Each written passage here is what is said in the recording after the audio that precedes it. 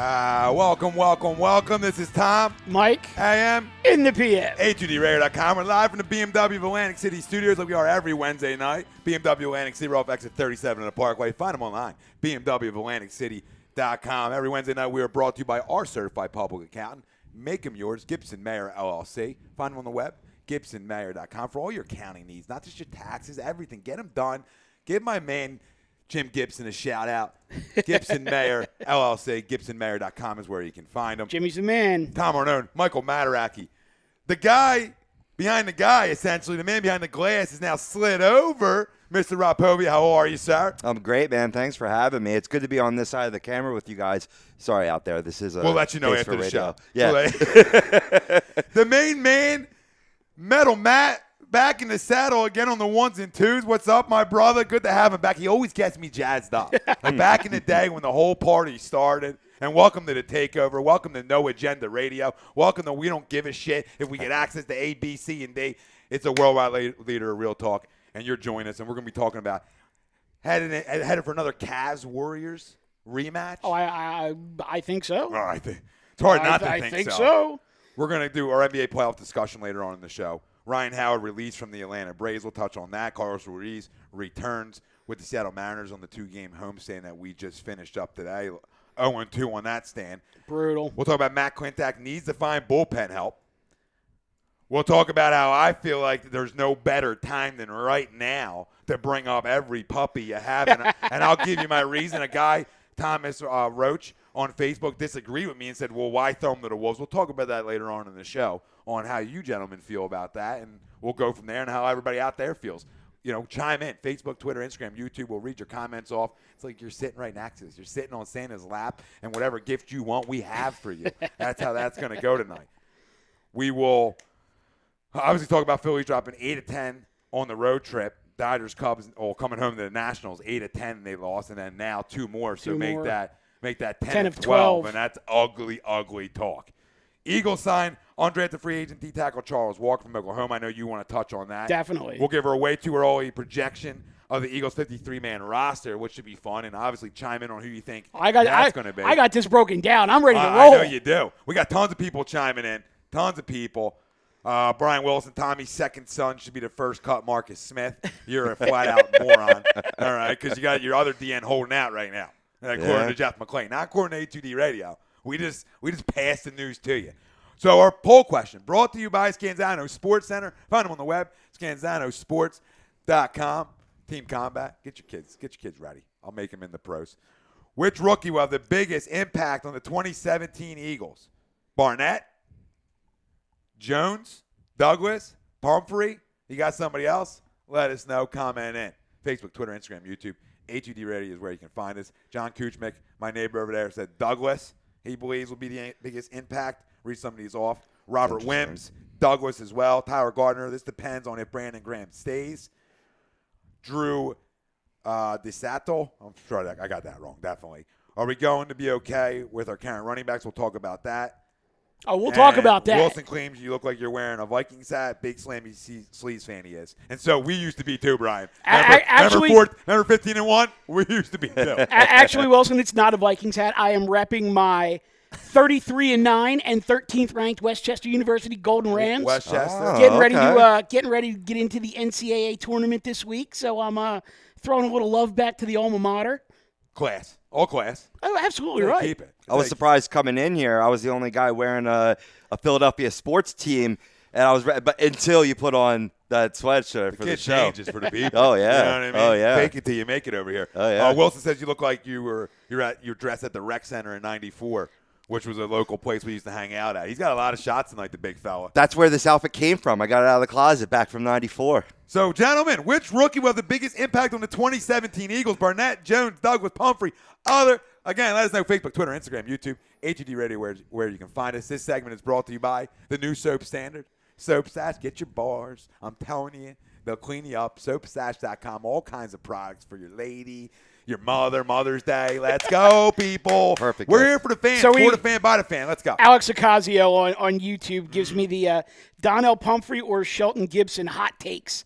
So I guess out of our group, he's going D or E. Make a choice, Alex. Love you, brother, but you got to choose one. I'm going Douglas. I mean, and we talked about it last week. When this kid was drafted, his off-the-line speed isn't exactly what executives wanted to see, but his makeup speed and the fact that he is a ball hawk, I have a feeling this kid's going to be a starter from day one. Opposing quarterbacks are going to go after him, and he very well could lead the NFC or the NFL in interceptions this year. Oh, you're saying I'm going big. I mean, if you think about it, in division, he's going to have to go against Odell, Brandon Marshall, Des Bryant, Terrell Pryor, plus all the big name wide receivers they face out of division. He could conceivably wind up their number one corner from basically day one, at least until Sidney Jones recovers from the Achilles. I don't see Patrick Robinson or Jalen Mills beating this guy out for a number one spot if he is as advertised. So I'm going Douglas. Yeah, and then it becomes a law of probability. The more chances he have, the more interceptions the man can make. Absolutely. Listen, I have to agree with you to a point. I mean, I sort of want to go. Listen, I think it's Derek Barnett. Okay, I mean, if I'm going to draft a guy where I drafted him in the first round, a top 15 pick, this guy's got to be a starter for day one. Howie Roseman has made too many mistakes with defense at the ends, okay? And I'm not playing this game anymore with Howie Roseman in this front office. Derek Barnett has to be a player, has to be an impact player from day one. There's no, when you draft guys in the first round, there's no rubbing the thighs and being patient. Right. Okay, when you draft a guy in the first round in the National Football League, he's got to be a starter from day one, especially a top 15 pick. There's zero excuses. So I agree that I think Douglas is going to be a big impact because he's going to get thrown to the fire early on, at least as your third corner and nickel guy, at the worst. At the worst. Okay? So I understand that. But the way it's shaping up, Derek Barnett's your other end day one. Listen, you got to get to the quarterback to win. So the biggest impact, in my opinion, would have to be from your front four, and Barnett's got to go get it. Okay, this is the guy we know about his track record. We know about the sacks Tennessee. We know about breaking Reggie White's record and Reggie White 2.0, like these morons want to talk about. At the end of the day, he's got to be real good. The only reason that I would disagree with you on that is because they like to rotate their defensive ends. So he's going to be in a rotation, whereas if Douglas projects the way I think he's going to project, he's going to be an every down corner. I think for the amount of playing time and the per snap production, it could be Barnett. But I think overall, just in terms of the impact on the defense, it's going to come from someone in the secondary. Well, you talk about a guy who has a knack for the football, and we talk about them guys being successful at the next level. Turnovers win you games in the National Football League. Joel's is the biggest guy with that. Turnover differential and how important that is. It's all about the protection. And it is to a point. Most times if you win a turnover battle, you're most likely going to win the game. It's a game of inches. Okay, I like his knack for the football. Now, does he project to be? We'll find out in OTAs and everything in rookie camp more, not as much in rookie camp, but we'll sort of get a feel for the guy one-on-one covering because that's an issue and speed's an issue. But listen, reading quarterbacks, having good breaks on the football can make up for some of that stuff. It did at West Virginia. We got to find out if it translates to this level. Now, we know Barnett going after the quarterback. He did that in the biggest conference there is. Yeah. The minor leagues in the National Football League, the SEC. 32 sacks in 3 seasons. That speaks volumes. Drew DeSato. I'm getting this name wrong, dude. I mean, let's go to an English major, please. Desatel. Desatel. Thank you, Michael. You got it, brother. That's why you hired me. He's a stud. I don't know. I can pronounce names. Yeah, I don't know if he's talking about Douglas or Barnett. I don't know shit about sports, but I can pronounce names. Hey, it's half the battle. Yeah, Drew, I do like the way we drafted, and we can't fill every spot on the team in one draft. And, I think we all agree that we really hope Joe Douglas had his hands on this. Oh, yeah. Because we've seen Howie Roseman fail and fail and fail again when it comes to the draft, that's tiresome to me. Brian Wilson, Patrick Robinson would be number one corner by default.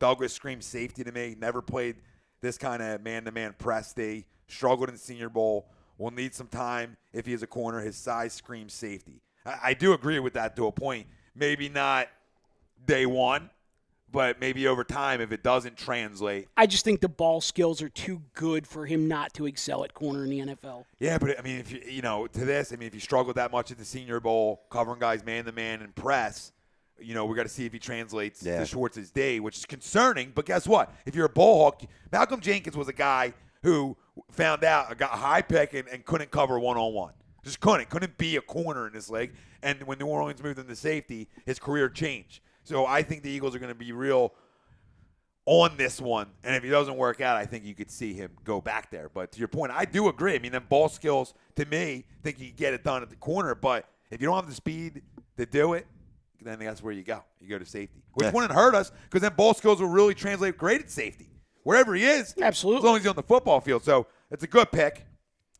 He said, but he does say he loves his ball hawks ability. Douglas B., you guys worried about our wide receiver depth? Nah, not at all. Not right now. Not I'll at get all. into that too. Alex y'all had absolutely not. Alex Ocasio, I'm going Donnell.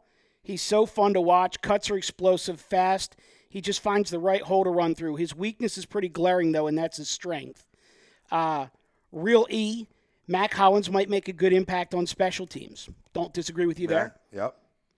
The people are bringing it tonight. They're bringing it. We love the interaction. Sean Halleck, if Jones is back at 100%, he will have the biggest impact. Could be the next Asante Samuel. I am perfectly fine with that, but you can't count on him playing this year. I'm not. I don't want him to. You know what? I'd redshirt him too. Me too. Listen, Achilles is a big time injury. Trust the process. Dude, you know this. Okay, and Achilles is a 2-year injury. Right. To be back to who you were. Oh, yeah. Now, why would I put this kid?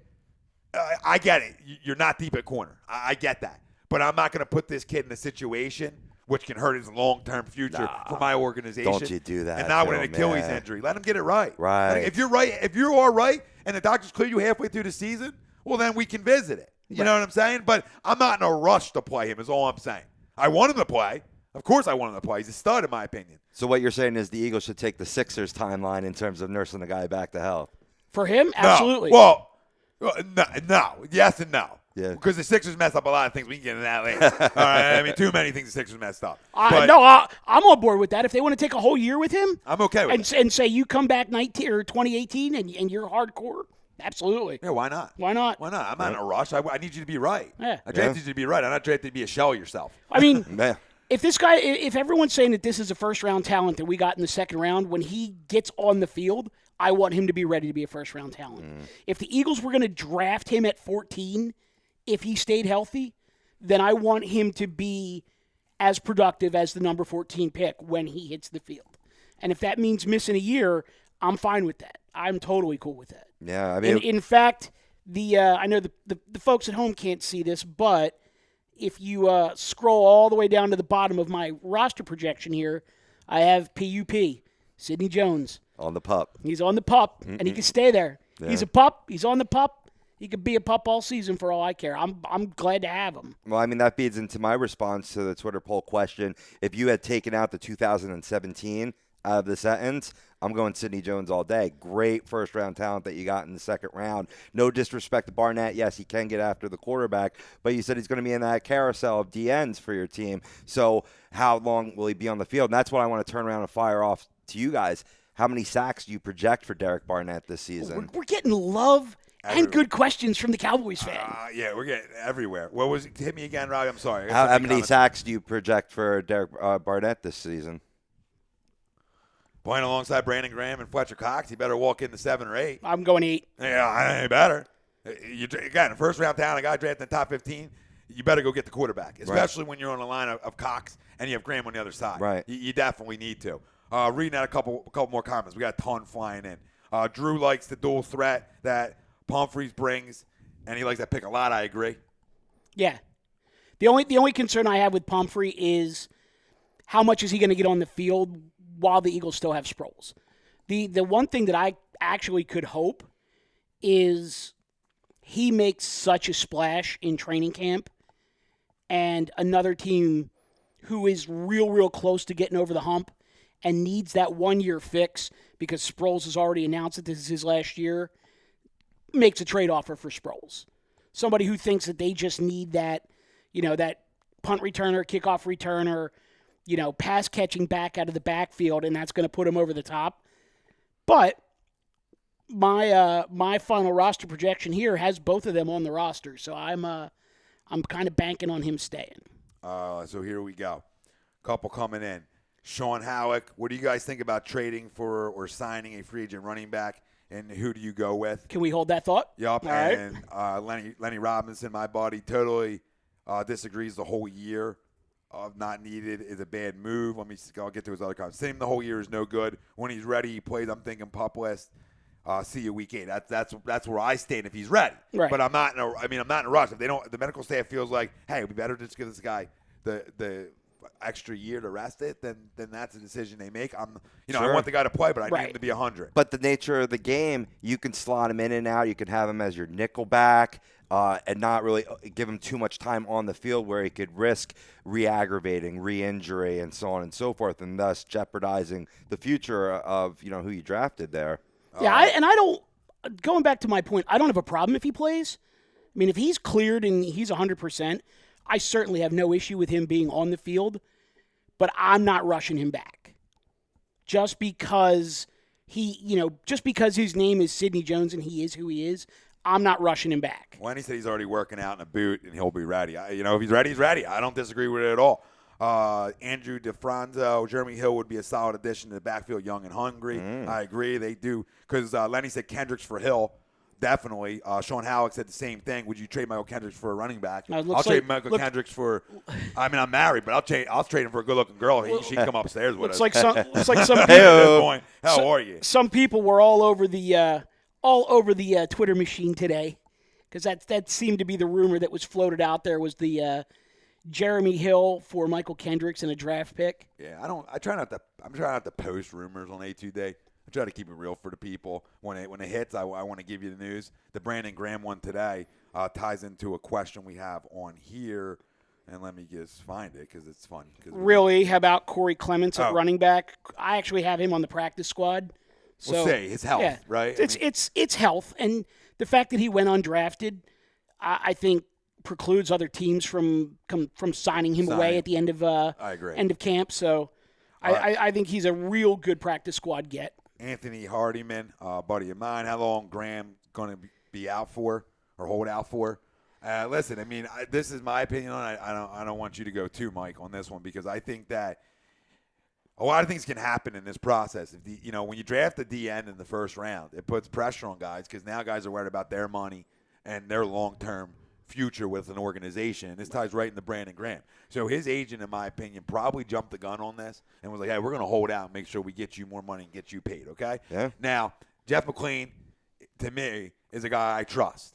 All right? He's been doing this a long time, and I put it up on A2D. And he's not Elliott Shore Parks. Yeah, and I trust the guy. That's what he said. Now, can the Graham camp change their mind real quickly on that decision? Hell yeah.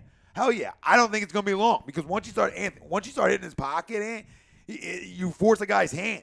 And he's not in the position of power right now when you just drafted a DN in the first round. Well, another one 3 years ago. And another one is $60 million. Right. So I liken this to last year where basically you had Sam Bradford locked in as the starting quarterback. The Birds drafted Carson Wentz. And then all of a sudden Bradford wasn't happy and he was going to hold out and he wasn't coming to OTAs and, optional stuff and whatnot. And what happened? Then he got a nice little contract extension, and they wound up trading him. I could see this kind of going the same way, where this holdout is absolutely 100% a reaction to the Birds drafting a defensive end in the first round. I could see this causing some waves, maybe through OTAs and minicamp and stuff like that. But I think what's going to happen is there's going to be a behind-the-scenes deal where they say to him, look, you show up, you play, you're going to get paid. Just don't rock the boat, and we'll take care of you. And I think given that they've stood by him as long as they have, especially from an underachieving defensive end to an okay outside linebacker and now back to a defensive end who really did step up his game last year. No bullshit, he should have been gone 2 years ago. But they brought him back, and he stepped up his game. I think he owes them a year to – and I understand it's the NFL. You got to get paid when you could get paid because, the career, not for long. Right. But I think he at least owes them the opportunity to, extend that deal and say, look, you show up. Once we get the roster set and we can figure out what the cap space is going to be and stuff like that, we're going to pay you. But until then, look, just show up. Don't rock the boat. Sure. I agree with that. A couple more chiming in. Lenny here's Earl Thomas, which is great. Which is great. Sean Houck, do you think Jordan Matthews or Torrey Smith will be the number 2 receiver? I think Jordan goes to the slot, and I see Torrey on the outside, Mike. Same thing. Yeah, I agree with that. I mean, talent-wise, I wouldn't put him up in the top 2, but he plays a much better out than slot guys, so there's no doubt about that. I like what Lenny also said, too, about Sidney Jones, where the kid's already working out in a boot. He'll be ready. It's great. I like his style. And Sean Spellman, too, man, my heart goes, the only way the Eagles get better is if they trade Jeffrey Lurie. I told him I agree with that, and he asked about where can I get an A2D shirt because you boys are rocking. I said, I'll give you one. We go. Come on by, brother. I told you, come by, grab a mic whenever you want, Sean. I don't know what else to tell you, boys. Now, and it is me commenting. Time is unknown, so people don't think some random dude just in there commenting at them. That is me. Spellman's a Giants fan. Guy behind the guy behind I know. the Listen, he's a crumb when it comes to the Giants. He's a puffer fish, which we all are. And we disagree when it comes to the Giants. But we agree on everything else, man. So it's fun to disagree. It's fun. Like, he likes the Phils. And he likes the Sixers. So your family there, and then and then like that Thanksgiving dinner table, we'll sit at the same table. Yeah. And then when football season comes around, then you're barking. Yep.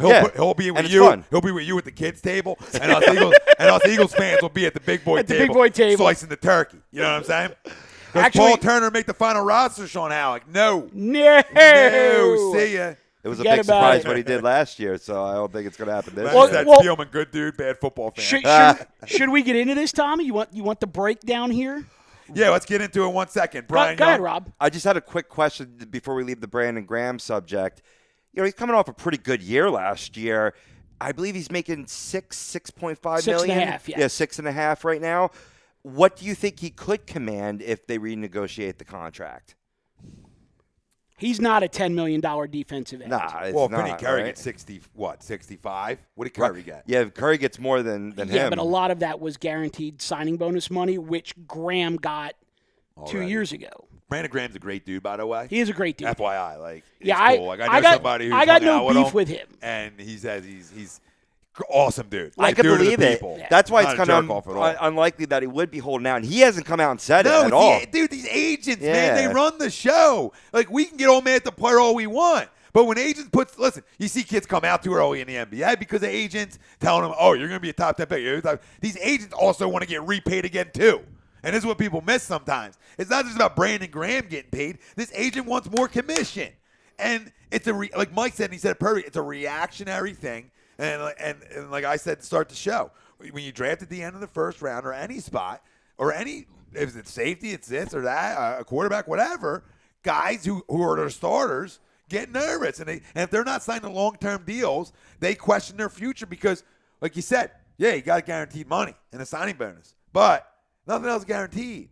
It's every year your roster, but you got to make the roster. Now he's going to make the roster. But injuries, this is what these guys think about. They get a big injury. So they always think about the future, and these agents do this a lot too. So I think a lot of it's from the agent. My buddy, let's go, and then we'll get into this. Brian Young looking for Jalen Mills to step up. I completely agree. He's got to. And I like him too. I think he's physical. Brian Young, right? Curry not worth $9 million a year. No. And we love him, but he's not worth that. No, but guess what? That's Howie Roseman. Over-evaluating D ends. He's horrible at drafting D ends. And listen, I'm a guy who still semi-believes that Marcus Smith can go get the quarterback. Actually, but I know I'll get crushed for it. No, Rich R. Marcus Smith, beast. Dude, he stops the run. This could be the year that he breaks out. Just because he was in a bad spot in the 3-4, you made him out to cover people and do all kinds of shit he never did before. He's a guy who needs to put his hand in the dirt and go get somebody. And I'll say it ad nauseum. We're the Cowboys fan right here. The best freaking left tackle in football, he beat. Tell me how many times more Tyron Smith got beat last year, because I'll freaking wait. Not by many more. Not by many. Yeah. So, I mean, at some point, he's got to get a chance to play by default, because Howie, how can you can tell me Chip drafted him, and that's a stone-cold fucking lie, okay? You drafted him. How long? You got to let the see, hey, plug him in. If he ain't good enough, we're going to find out. Because I don't care what guys do in practice. I care what he does when he puts his hand in the dirt and give him a chance to either prove you right or wrong. But acclimate. Howie did draft him, but that was a big fuck you to Chip. because Chip was out there talking about how, former quarterbacks can do anything. We have a former quarterback in James Casey that we signed to play tight end, and Lane Johnson was a quarterback, and then he was a tight end, and now he's a tackle. And Howie was like, okay, fine. I'm going to go get you a former quarterback who's a defensive end and maybe can't play. But kid's going into year 4. He hasn't gotten ditched yet. No. Hanging. One more, and then let's go to this. Howick, do we cut Nelson, Brick, Hands, Aguilar, or hold on then one more year and keep trying to see if it will ever be good enough? Give us about 30 seconds. Hold on. Give me about 30 seconds, brother. Sean Spielman, Brandon Gamm, and Carey have been playing in the wrong system since they've been drafted. Brian Young-Rasul is a ball hawk, and he says he sits Sydney out all year. Sean Spielman, 2-0 Penguins. Lenny Robinson, Caps always claps. Yeah. Sitting here watching him crumble. Chip Kelly sucks by Sean Howick. We agree. And then Brett Hill says, well, how can I get on the program? I said, Brett, come on anytime with us. He goes, I'm here now, bro. What are you, outside? Where you at? Is that your boy?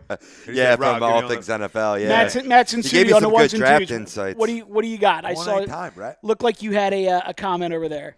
Oh, it was just the update on the score for the game. Jesus Christ, you hockey happy hour motherfuckers. We don't talk hockey on this show. But just as a quick reminder, 2-0 Penguins, Patrick Hornquist scores the goal. Charles Barkley's talking hockey. Delete. Sorry, all right. That'll be the one and only. Lenny says Greg Ward in camp. We'll talk about this as we go. He said the dude fucking flies. Well, we talked about Greg Ward a little bit last week, and I think that's another guy who they try to stash on the practice squad and could make their team as a quote-unquote offensive weapon down the road. So you ready, boys? I am. Yeah, I want to just thank everybody. I believe we're at 10,000 follows. So continue to follow, continue to be here as we grow, and continue to pump freaking comments. And the people who are listening, make sure you're freaking following. You know what? No. Go ahead.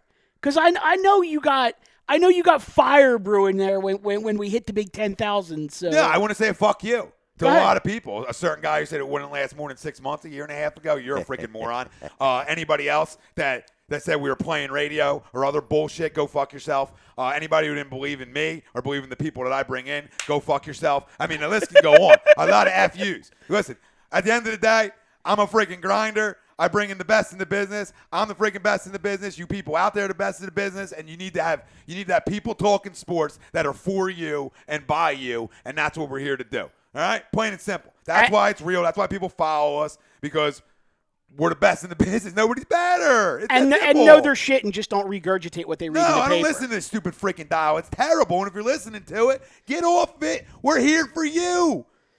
All right, that's it. I don't have too much. I don't want to get the people. The people are enjoying the show. But there will be a video later.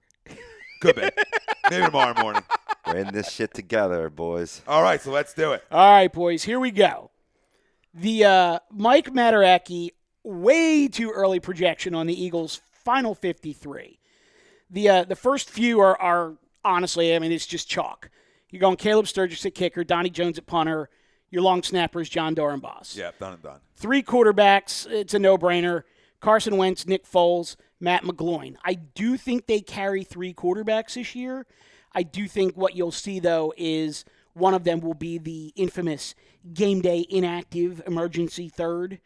And we'll see how that plays out over the course of this season. Now, when I go into the backfield, this is where I have my first curveball of the roster. As, gentlemen, you can see right here that I have highlighted in red, my starting running back is Mark Ingram. I do believe that the Eagles will acquire him in a trade, and as I continue through, I will reveal who gets traded for him. That makes a lot of sense. So and not that I don't like the Jeremy Hill talk, because I do think he's a quality running back. I just like Mark Ingram a little better. Ingram's more consistent. Yeah. Hill goes away sometimes. Right. And I think Ingram's a better fit for this system because he can catch the ball out of the backfield. He's a little more shifty. And Jeremy Hill's a guy that, to me, he doesn't really get going until he has 20, 21, 22, 23 carries. Yeah. Whereas Mark Ingram can really get it going on 12 to 15 carries. So I have Mark Ingram Wendell Smallwood, Darren Sproles, and Donnell Pumphrey. I have them only carrying 4 running backs with the hope that they can stash Corey Clement and Byron Marshall on their practice squad. Tommy, any issue with that so far? So you think they're gonna? Let me get this. So you're saying that you believe Marshall goes practice squad? I do. And you're going Ingram as your starter. Smallwood, Sproles, and Pumphrey. So you're going to go roll 4. Yeah. Okay. And they may not all be active on game day, but I think in terms of 53, I'm rolling 4. Yeah, Marshall's obviously the odd man out, and I think I think they're going to add somebody. So if it's not Ingram or Hill, I think it's somebody they add a vet in some fashion. So I agree. I think Marshall's your odd man out. Well, I actually think that they were going to be. I think they were one of the teams that was linked to LeGarrette Blount before he was tendered by New England. I think LeGarrette Blount would have been a great fit here. I actually think D'Angelo Williams would be a decent fit. Now, we'll see what happens with him, but for the time being, like I said, the way too early roster, Mark Ingram. Right, and take advantage of the surplus that the Saints have after they signed Adrian Peterson. You're not going to keep Ingram and Peterson. You're not going to do it. You got Tim Hightower on that team, too, who's dynamite in that pass-catching role. So Ingram would be expendable. Yeah. Now, wide receiver, I'm rolling 6. Obviously, you've got Alshon Jeffrey, Torrey Smith, Jordan Matthews, Nelson Aguilar, based solely on the contract and the fact that he was a first-round draft pick, survives and makes this team, along with Mac Hollins and Shelton Gibson. That means bye-bye DGB, bye-bye Paul Turner, bye-bye Bryce Treggs. Now, the gentleman that you brought up just a second ago, Greg Ward, I actually think Greg Ward projects to a wide receiver in the NFL. And again, I do think they need to see what they can get out of him in training camp. I think there's a head-to-head competition between him and another former quarterback out of Virginia Tech, I believe it was, David Watford, who was on their practice squad last year, showed some flashes. They really liked him, and they're hoping to bring him along. So we'll see how that shakes out. Unger, they're saying, everybody's saying he'll possibly be back preseason or week 1. I don't think it would be a Kelsey move if you're looking to go after Ingram. I believe that's where Kendricks comes into play in a pick. So you're not going to be able to trade Kendricks for Ingram straight up. You're going to have to just reading off the comments and answering questions. That's fine because we'll get into that. At tight end, I have Brent Selleck, Zach Ertz, and Trey Burton. Now, I have Brent Selleck highlighted. We talked a little bit about this last week, is that for as much as Selleck's been a good soldier, he could wind up becoming a cap casualty. I think if they need to cut him and bring in a cheaper third tight end, because we know how they feel about Zach Ertz. They love Trey Burton. Yeah. If they need to save some money, they could cut Selleck, bring in a lower end, rookie undrafted free agent, and start grooming him for the role that Trey Burton had 2 years ago and then into last year. Because, last year, Trey Burton, I feel like they probably got more out of him than they expected, and I think that's going to continue to grow. He's a dynamite player. Absolutely. Pat's obviously tendered Blunt. I don't know if you guys heard that. Yeah, that's what I was. That's what I was just mentioned. Yeah, my bad. I'm sorry. No, it's all good. I'm reading over the roster because Lenny's saying Ward was signed as a wide receiver, right? And he believes, and I agree with him. He believes he's better than Watford. Obviously, he could sneak into that 6. And it really depends on Beckham. Right. How kind of camp he has. Well, I don't even have Beckham on the roster. I know, and I don't think I'll go. I just want to run through my receivers real quick. I like, obviously, Alshon, Torrey, Jordan, and Nelson are 4 guarantees to me. I think it's up in the air when you talk about a guy like Ward, and maybe he fits in that 6th spot. Obviously, Hollins and who am I missing? Who's the other rookie? The draft pick. Yeah. Shelton Gibson. Shelton Gibson. Yeah. Both of them 2, I think, round out your 6. So obviously you're 4 with them 2. And then it's going to be a fight between. I think Hollins definitely makes it. I think Gibson. It's going to be interesting. West Virginia wide receivers really don't translate, so I think he has to have a good camp. I really do. How do you cut a 4th rounder? I don't know. But listen, if Ward comes in as a good camp or somebody else does, they are deep at wide receiver essentially. Yeah. So it's going to be interesting to see how it all plays out. No doubt. And for all the people that have the Rashid Bailey love, he got cut today. Sorry. Lenny says, sorry about your luck. Beckham will be unemployed soon. Do you guys, Spielman, do you guys agree Alshon is T.O. squared, meaning if he puts up his numbers, he won't get paid like he wants? I don't think he's as much of a physical specimen as T.O. was. I mean, you see that just indicative by his injury history.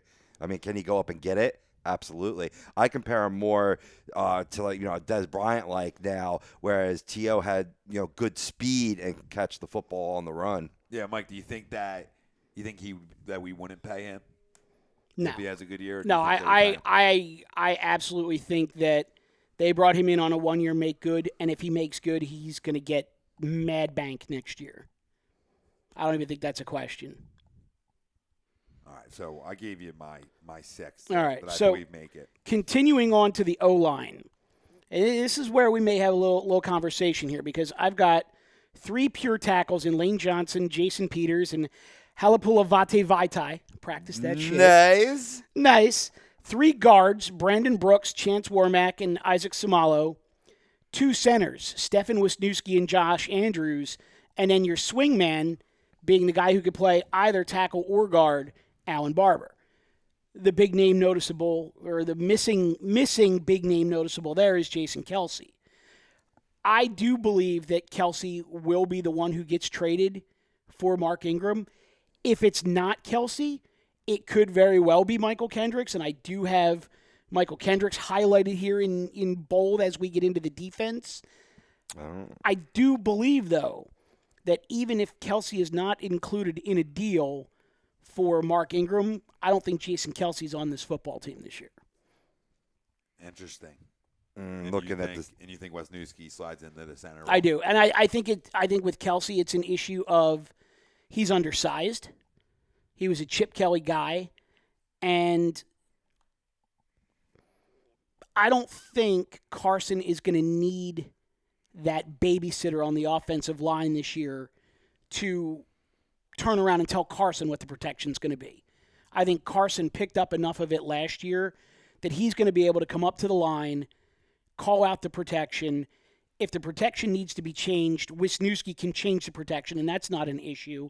If Carson needs to audible, he's going to be fine. Like, I don't see the need to have that, second-year quarterback, you got to give him the same set. No, you don't. Carson Wentz, to me, he's an anomaly with how ridiculously smart he is.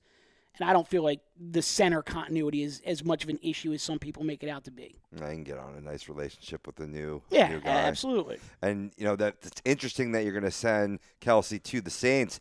I'm looking at the starter on their depth chart, and he's no good. Senio Kelmet, I believe, or Kelmete. Well, I believe their starter is Max Unger, but they're saying that Unger could be out through September, if not longer. That's why they have him down in the depth chart because of injury. Right.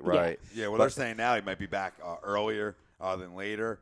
Lenny agrees Kelsey's out with Wisniewski and Samolo both play center, so he's out. And Samolo's another guy. He's a swingman, so and they'll save $3 million on that deal, which is huge. Yeah, I mean the great thing about their offensive line is they do have a lot of flexibility. I mean, if I go back and I just bring my offensive line back up here, we know Lane Johnson can play either tackle. We know Vaitai can play either tackle. Brandon Brooks can play either guard position. Chance Warmack can play either guard position. Samalo can play guard or center. Wisniewski can play guard or center. Andrews can play center, guard, or tackle. And Barber can play guard and tackle. So a lot of flexibility on the O-line. And you don't have to keep 10 or 11 guys to make sure that you're covered. What up, Pop? Pop Martinez chiming in. What up, fellas? What up, Pop? I thought it was the other Pop chiming in. Big Pop? Big Popovich. Greg? He's a little busy right now. Hump day? So, defensive line, here we go. We're keeping 5 defensive tackles. We're going Fletcher Cox, Tim Jernigan, obviously. Destiny Vio, who I think played real well in limited action last year. And Elijah Qualls, the 6th-round draft pick. And then the 5th defensive tackle, Charles Walker, guy that they just signed yesterday as an undrafted rookie free agent. This is a guy out of Oklahoma who was projected to be a first-round draft pick before the season started. He started having post-concussion syndrome disorder, which led to depression, and he wound up quitting school. So he went through basically an entire football season into, the bowl season and the combine and all that stuff where he was in treatment and therapy. And he apparently wrote a letter to all 32 NFL teams and basically said, I'm ready to go. Bring me in on a 1 year prove it deal, and I'll show you what I got. And the Eagles took a shot on a really, really good player, and I think he's going to make the squad. There you go. So there's your other tackle. So who do you have in? You obviously have Fletcher, Jernigan. Cox, Jernigan, Vio, Qualls, Charles Walker. Time to say goodbye to the Bo Allens and the Taylor Harts of the world. All right, so you're running with 5. Yes. Okay. I don't disagree with that. All right, now defensive end, obviously we're going Derek Barnett, Brandon Graham, Marcus Smith, Vinnie Curry, Chris Long. No surprises there at all. No, none at all. All right, so now we go to linebacker, and we're going Jordan Hicks, Nigel Bradham, Definites. Michael Kendricks. Definite if he's still here. With the big highlight. He's not traded, because, again, he is one who could very well be traded, and it could be, he could bring them back running back depth. He could bring back offensive line depth. I mean, for as much as we want to rip Michael Kendricks, there's a lot of interest in him from around the league. But every trade rumor that I see that involves the Eagles and Michael Kendricks, everybody seems to want back Michael Kendricks and another player and a draft pick. And I think if this gets into June or July and Michael Kendricks is still on this roster, if somebody wants him, it's going to be a straight-up trade. Either you're going to give us a player or a draft pick for, and Michael Kendricks is going to be the only thing we part with. Yeah, no, I agree with you. Kendricks to me and Kelsey to me are really on a short leash and could be out real soon. Right. Bruce Allen said Allen isn't going anywhere. I don't know why he isn't, because I mean, who's he talking about? Bo Allen. I mean, he doesn't stop to run well. He had a couple highlights. Why? Because he plays fullback? Get the hell out of here. I don't know what he brings to the table. Like why he'd be guaranteed a spot. You know what I'm saying? Like he's got to work for a spot. You know what? Here's the thing. He's a guy on the fence. There's a lot of these guys that are on the fence. They got to come to play. All right. Here's the thing. He's not a bad. We couldn't stop the run for shit with our tackles. Right. All right. He's not a bad player, but are you going to tell me that he's better than Destiny Vio, Elijah Qualls, or Charles Walker? I don't think so. I don't think he's a bad player. I just think they upgraded at defensive tackle. Yeah, I mean, I agree with that too. Yeah. All right, so the other three linebackers. This is a bit interesting because I have them sticking with Najee Good because of the special teams abilities, and then I have them keeping Nathan Gary, the strong safety that they drafted out of Nebraska that they're going to try to turn into a linebacker. I have them keeping him. And that's also going to be based on the special teams ability.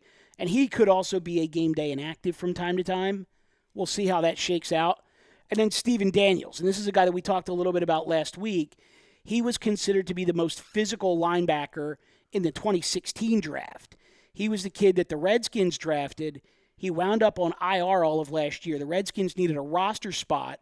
So they took him off of IR and waived him and tried to sneak him through waivers. Ooh. And the Eagles claimed him off of waivers and got him signed.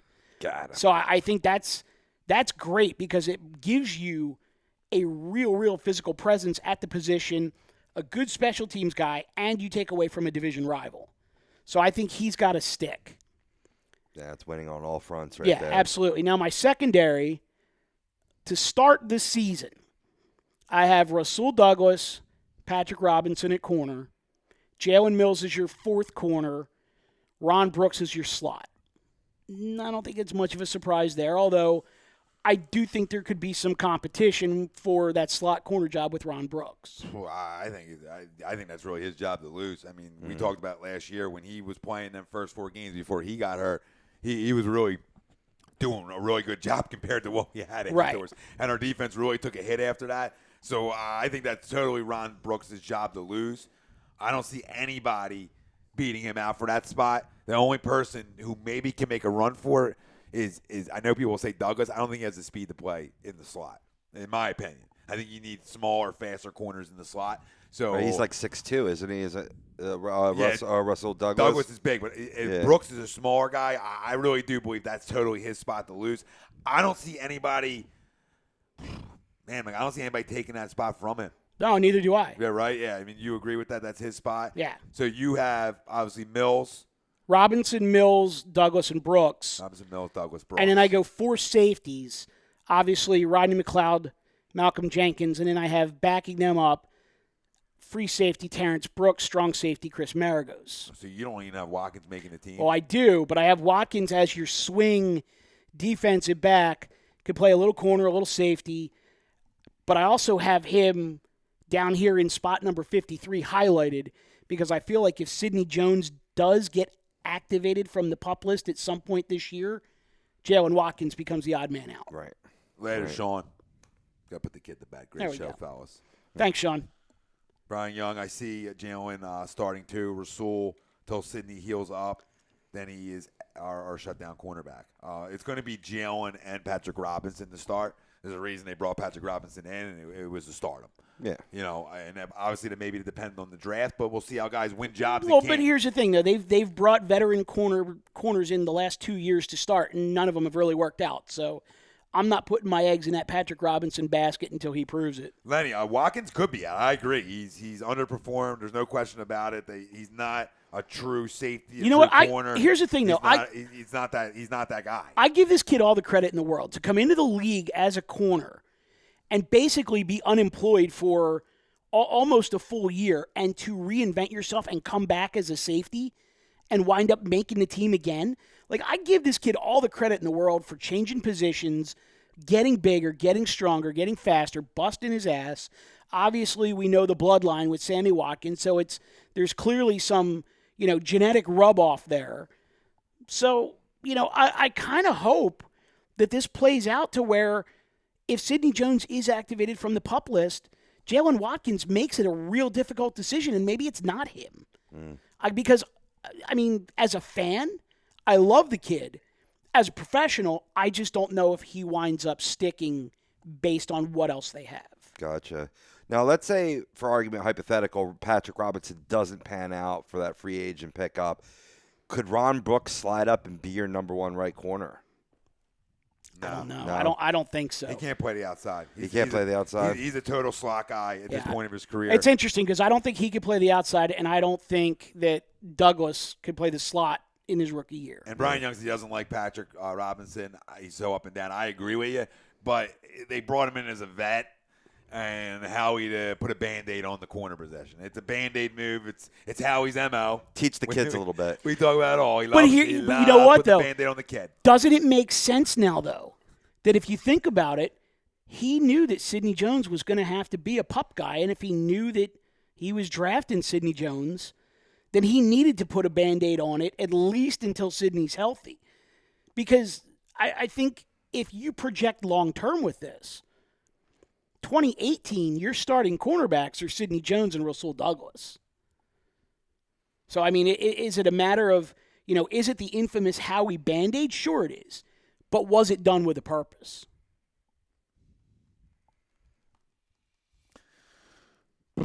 Could be. It's tough to argue that one. It is. Lenny about Watkins, tackles like a lady. Yeah, he definitely doesn't play the run very well. Brooks coming off an ACL. He is. And Lenny said. But a good tackler, though. Ron Brooks is a good tackler. I still in my think opinion. it's his job to lose. I don't know who takes it from him. Brian Young, you don't think Jerry makes the team? Question mark. I do. He's a ball hawk too, and he hits. Alex Ocasio, tweet from Jason Lockhan Forrest saying, reports of Brandon Graham's contract dispute are unsubstantiated. Yeah, I saw Told that his family in Detroit is with his family in Detroit and eager for the season to start. Agent speak. Yep, we talked about that. No doubt. No doubt. Pop Martinez, why not bring Revis in to mentor our guys for 1 year just to make sure he's in football shape? Yeah, way too much money. Get him off his island, Pop. Get him off his island. Gennaro Monte Foscoli. Gotta love that name. Fine Irish name. Had to have a Band-Aid this year so you get the youngsters some rep and blah, blah, blah, and throw him in like fire like Carolina this year. I get it. You got to have Band-Aids, but Howie's the king of the Band-Aid. Likes the Band-Aid a little too much at times. Now, did he draft for needs and did he draft corners? Yeah, he did. And if they pan out, I think this is Joe Douglas. Here we go. I don't give Howie credit for shit. Here we go. Rich R. Marcus Smith was a Howie panic pick. Alex Ocasio, you guys rock. Real E, if Zach Ertz's blocking got better, then Selleck is definitely out. Oh, the only thing he's doing with it, maybe he got a little better in the bedroom with his wife because she's good looking. So maybe he's starting to smash a little harder now. Rich R. Ertz's bitch-made boy. He is a bitch. Till week 17, and hopped on the uncontested ball drop train. Week 17. I don't know what that means, but I think it's funny as hell. Like I don't know what the fuck that means, but I love it. You special. Really, we have 3 fourth-round draft picks for trade. J-Lash 90. What up, Lashes? What up, Lash? What up, Lash? He's got his wide receivers are Jeffrey, Torrey, Matthews, Aguilar, Hollins, and Sheldon. So he matches where I'm at. He also says DGB, Tregs, clubbing days are done. Has anyone else seen Russell Douglas's pro potential? The comparison is to Richard Sherman, LOL. Sean Howard. What do you guys think about a possible Malcolm Butler trade or maybe Jason McCourty? Done. We said it like months ago. When I'll take both of them. What do you want for Butler? I'll give you next year's first. Who do you want me to drive to the airport? I'll take both of them. I don't go against McCourty twice a year. No. Len, I don't think all our stars are on this team yet either. I agree. Preseason DB and running back cuts could help us. So I completely agree with that. This is why it's way too early, 53-man roster for all the people, because so much can happen and change what we have down right now. Yeah. Any injuries to guys or cuts of good names that can help this football team. The Revis I don't like. Just he's at the downside of his career. He chased his money. He won his money battle, and he did that. Butler, though, I trade you first and a third right now. What do you want? Interesting chatter here between the Lash and Alex Ocasio. The Lash puts out, would anyone want to grab Sammy Watkins after this year? Alex says, I love Sammy Watkins. Don't know if we can afford him, especially if Alshon has a good year. Lash comes back with Eagles, have been one of the healthiest teams in the league for the past few years. Could bring Sammy Watkins in after this season. Hopefully he'll be able to hit his stride. I love Sammy Watkins if the guy can stay on the field because the most important ability that you can have is availability. Ding, ding, ding, ding, ding. I love that. I love that phrase. Like the NFL you were so schooled many. well on that one, brother. Yeah, like the NFL has so many little phrases. Like my man. The no fun leg or not for long leg, like you said earlier. But if you're not able to keep Jeffrey, right, that would be a great guy that maybe you could get through free agency. And in the meantime, through this year, I think Jeffrey would be a great asset to Nelson Aguilar, really teach the kid how to go up and get it and, sort of do his justice for your Philadelphia Eagles. Confidence, brother, right? Yeah. I mean, Nelson shows you on tape that he can beat anybody one-on-one. His route running skills are really good. His speed off the line's really good. The guy can get open, but he just can't finish yet. So, we hope, and what else can we do as fans of this football team to not give him this year to prove it? Go prove to us that you're worthy of being on any NFL team. Yeah, I know we're gonna get into the Phils after the break, but and we got some cap money. I want to ask you a question on. No problem. Update from Lehigh Valley. Dylan Cousins with the bottom of the 11th walk-off winner. A solo homer. Lehigh Valley beats Rochester 2-1. The reason that I bring that up is that was an Aaron Nola rehab start. They had him go 4 innings tonight, I think it was, 1 run on 3 hits. They're going to have him down there for 1 more start. They want to get him extended through 6, and then hopefully we will see Aaron Nola back. And, Maddie, I know you're chomping at the bit. Go ahead. For the 1 millionth time, it seems, in history, the Pittsburgh Penguins have eliminated the Washington Capitals 2-0 in a shutout. Wow, Capitals are a joke. Capitals are a joke. I think it's official. They're never going to win a Stanley Cup. They just need to blow that shit up. Yeah, they might. Oh, they are. It's a fire sale now that they're knocked out. But to their point or to their defense, being down 3-1 showed a lot of character to tie that series up at 3-3. Yeah. Former Capital teams would not even done that. You're they right. would have been done after 3-1. John Cook makes a good point. Put Nelson in the slot and trade Matthews. I don't hate it. I don't hate it at all. I mean, I'm a little higher on Nelson because, like I said, a lot of tape I watch, I see him beat number 1 corners in this league or good corners off the line and run great routes, and then the not finish kills you because you're like, bro, you did the hard part, Daddy. You got through the hard one. You're getting all bump coverage. You're beating the guy. You're wide open, and you drop a ball. You did everything but finish, and that's what drives you crazy. A couple more. Well, here, go back to that for a second. Yeah, let me go. Yeah, and I want to get you the caps. If we think Jordan Matthews is going to be a pain in the ass to sign, or he's going to want $10 million a year, he could be an asset that brings you back value. So if you want to go that route and you want to put Nelson in the slot, I had no problem with that trade from a business perspective. Number one, because next year you're probably not going to give him the kind of money that he's going to want, so he may walk anyway. So why not take a page out of the baseball book and get something for him now while you can? Similar to what we were talking about with Hockey Happy Hour on the book today with Ben Bishop. You know, obviously the Kings got something for him while they can, even if it's just, a 4th-round draft pick. Why not? Well, why not Jordan? What I know this hasn't been talked about, but why is Jordan Matthews a bad fit for the New Orleans Saints? You know what I'm saying? I mean, wouldn't they want him over Michael Kendricks? Yeah. Over Jason Kelsey? Yeah. And that's going to get you Ingram. That'll get you Ingram. Minus Cooks, yeah. That's going to get you Ingram. I don't disagree with you, but the Saints are real deep at wide receiver. Yeah, enough to let Cooks walk. I mean, pretty deep, if they're deep enough to let Brandon Cooks walk, they're pretty damn deep. So you'd have to put Jordan Matthews a little bit above some of their depth chart. He'd be at least 2 or 3 on their chart. He has to be. Can he play outside for them though? He doesn't need to.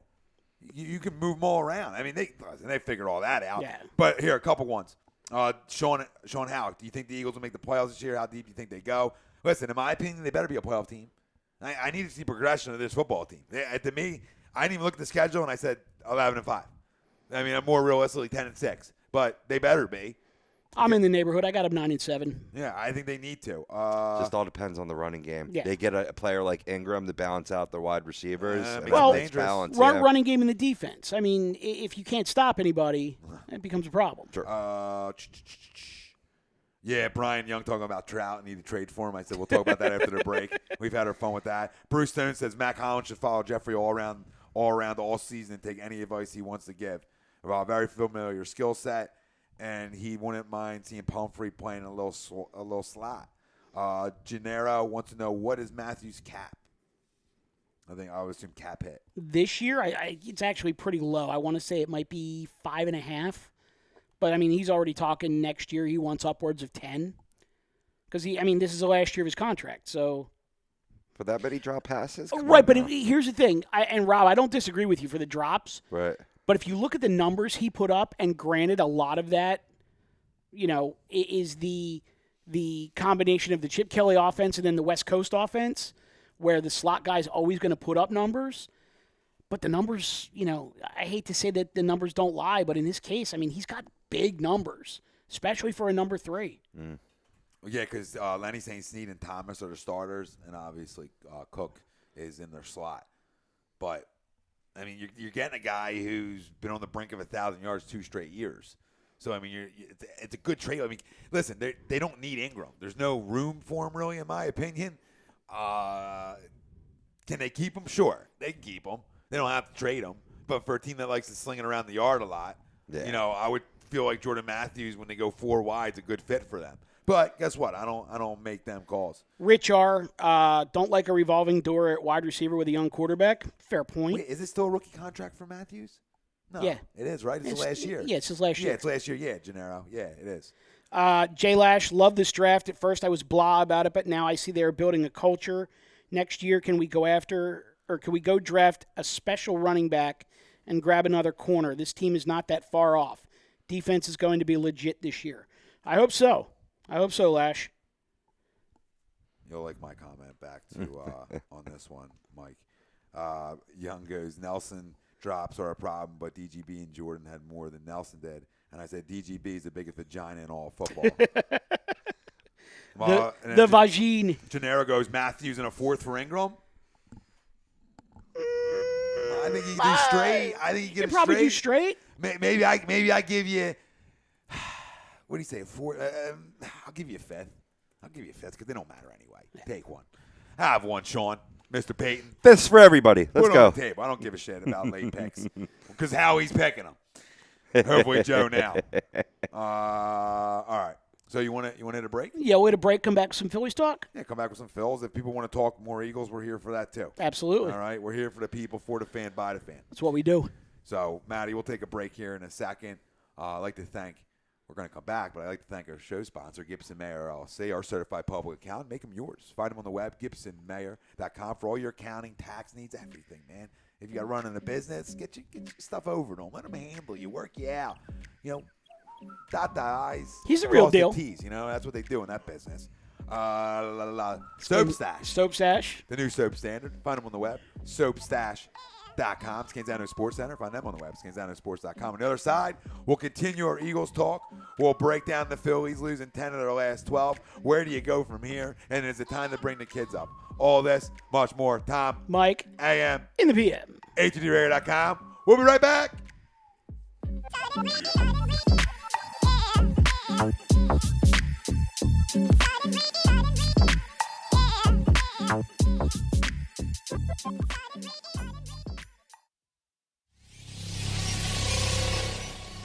You're listening to the worldwide leader of Real Talk, A2DRadio.com.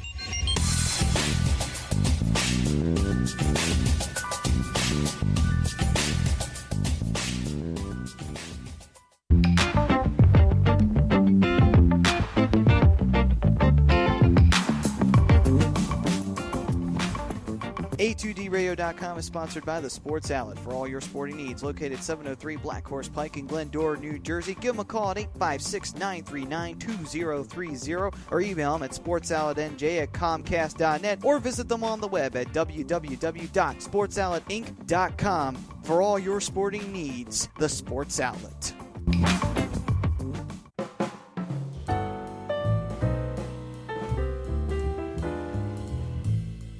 Fellas, you ever come in from that baseball or football game and your woman won't come near you because you stink beyond belief?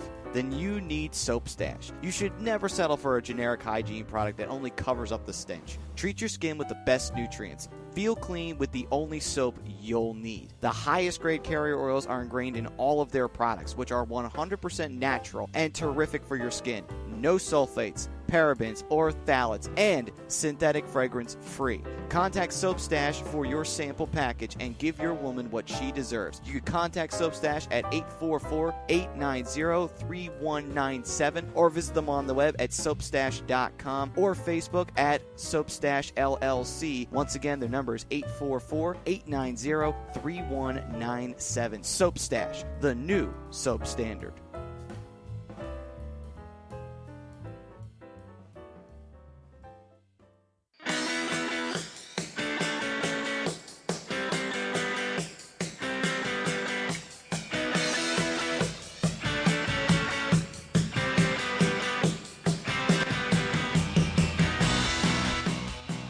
Do you need to get your skills in shape? Then contact the Scanzano Sports Center, located at 5 Carnegie Plaza in Cherry Hill, New Jersey. You can give them a call at 856-889-3434 or visit them on the web at www.scanzanosports.com. John Scanzano offers individual, semi-private, and team training lessons in hitting, pitching, catching, outfield, along with turf rentals. The Scanzano Sports Center is equipped with a 31,000 square foot indoor facility, 4 batting cages, and a 4,000 square foot strengthening and conditioning room. So what are you waiting for? Contact the Scanzano Sports Center today.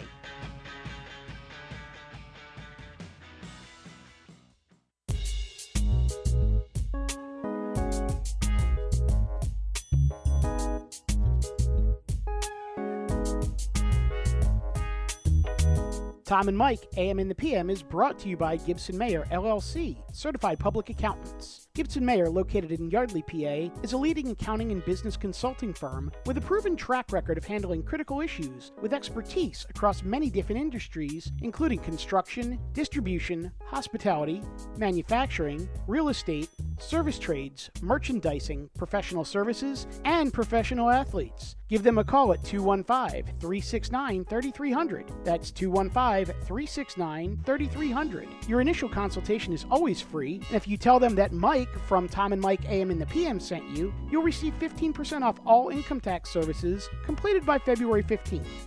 That's Gibson Mayer, LLC, certified public accountants. 215-369-3300. Or visit them on the web at www.gibsonmayer.com. That's www.gibsonmayer.com.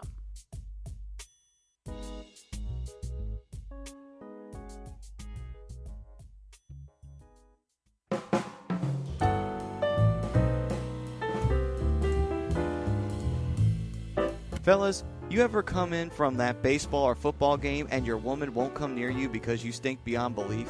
Then you need Soap Stash. You should never settle for a generic hygiene product that only covers up the stench. Treat your skin with the best nutrients. Feel clean with the only soap you'll need. The highest grade carrier oils are ingrained in all of their products, which are 100% natural and terrific for your skin. No sulfates, parabens, or phthalates, and synthetic fragrance free. Contact Soap Stash for your sample package and give your woman what she deserves. You can contact Soap Stash at 844-890-3197 or visit them on the web at soapstash.com or Facebook at Soapstash LLC. Once again, their number is 844-890-3197. Soap Stash, the new soap standard.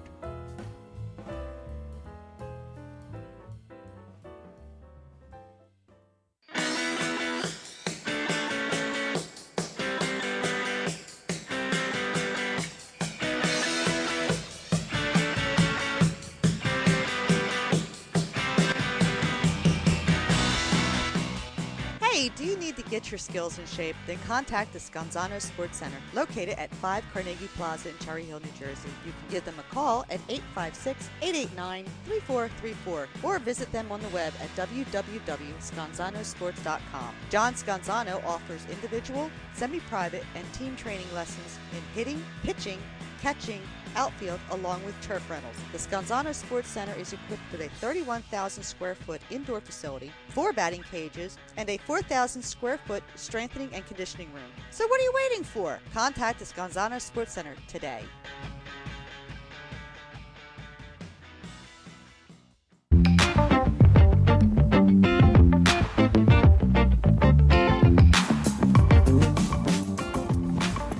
A2DRadio.com is sponsored by The Sports Outlet for all your sporting needs. Located at 703 Black Horse Pike in Glendora, New Jersey. Give them a call at 856-939-2030 or email them at sportsoutletnj@comcast.net or visit them on the web at www.sportsoutletinc.com for all your sporting needs. The Sports Outlet.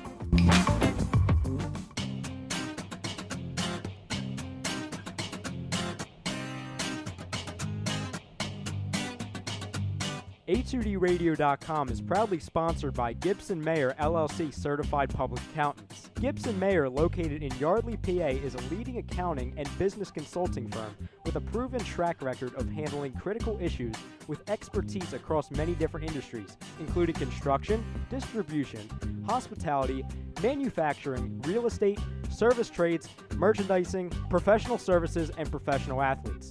Give them a call at 215-369-3300. That's 215-369-3300. Your initial consultation is always free, and if you tell them that Tom and Mike from AM and the PM sent you, you'll receive 15% off all income tax services completed by February 15th.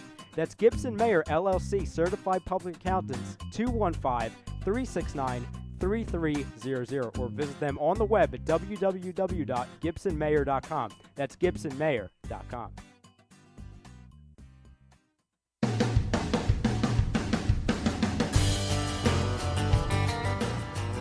You're listening to Tom and Mike, AM in the PM, on A2DRadio.com.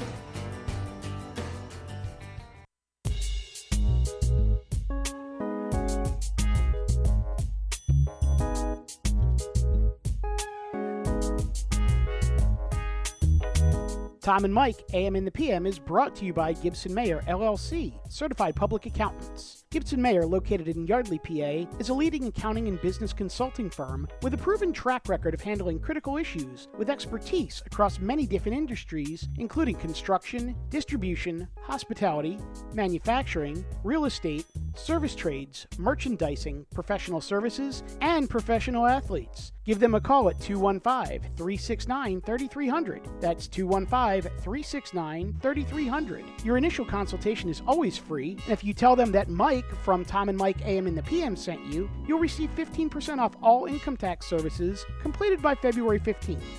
That's Gibson Mayer, LLC, Certified Public Accountants, 215-369-3300, or visit them on the web at www.gibsonmayer.com. That's www.gibsonmayer.com.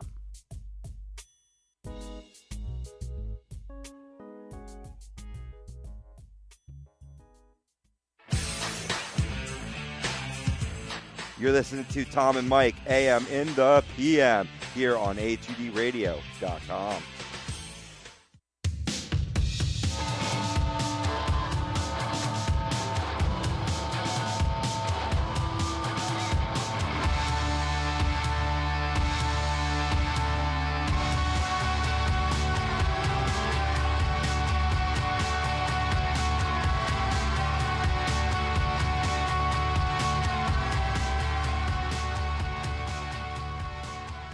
Well, what's up, my people, our people, everybody tuning in, Facebook, YouTube.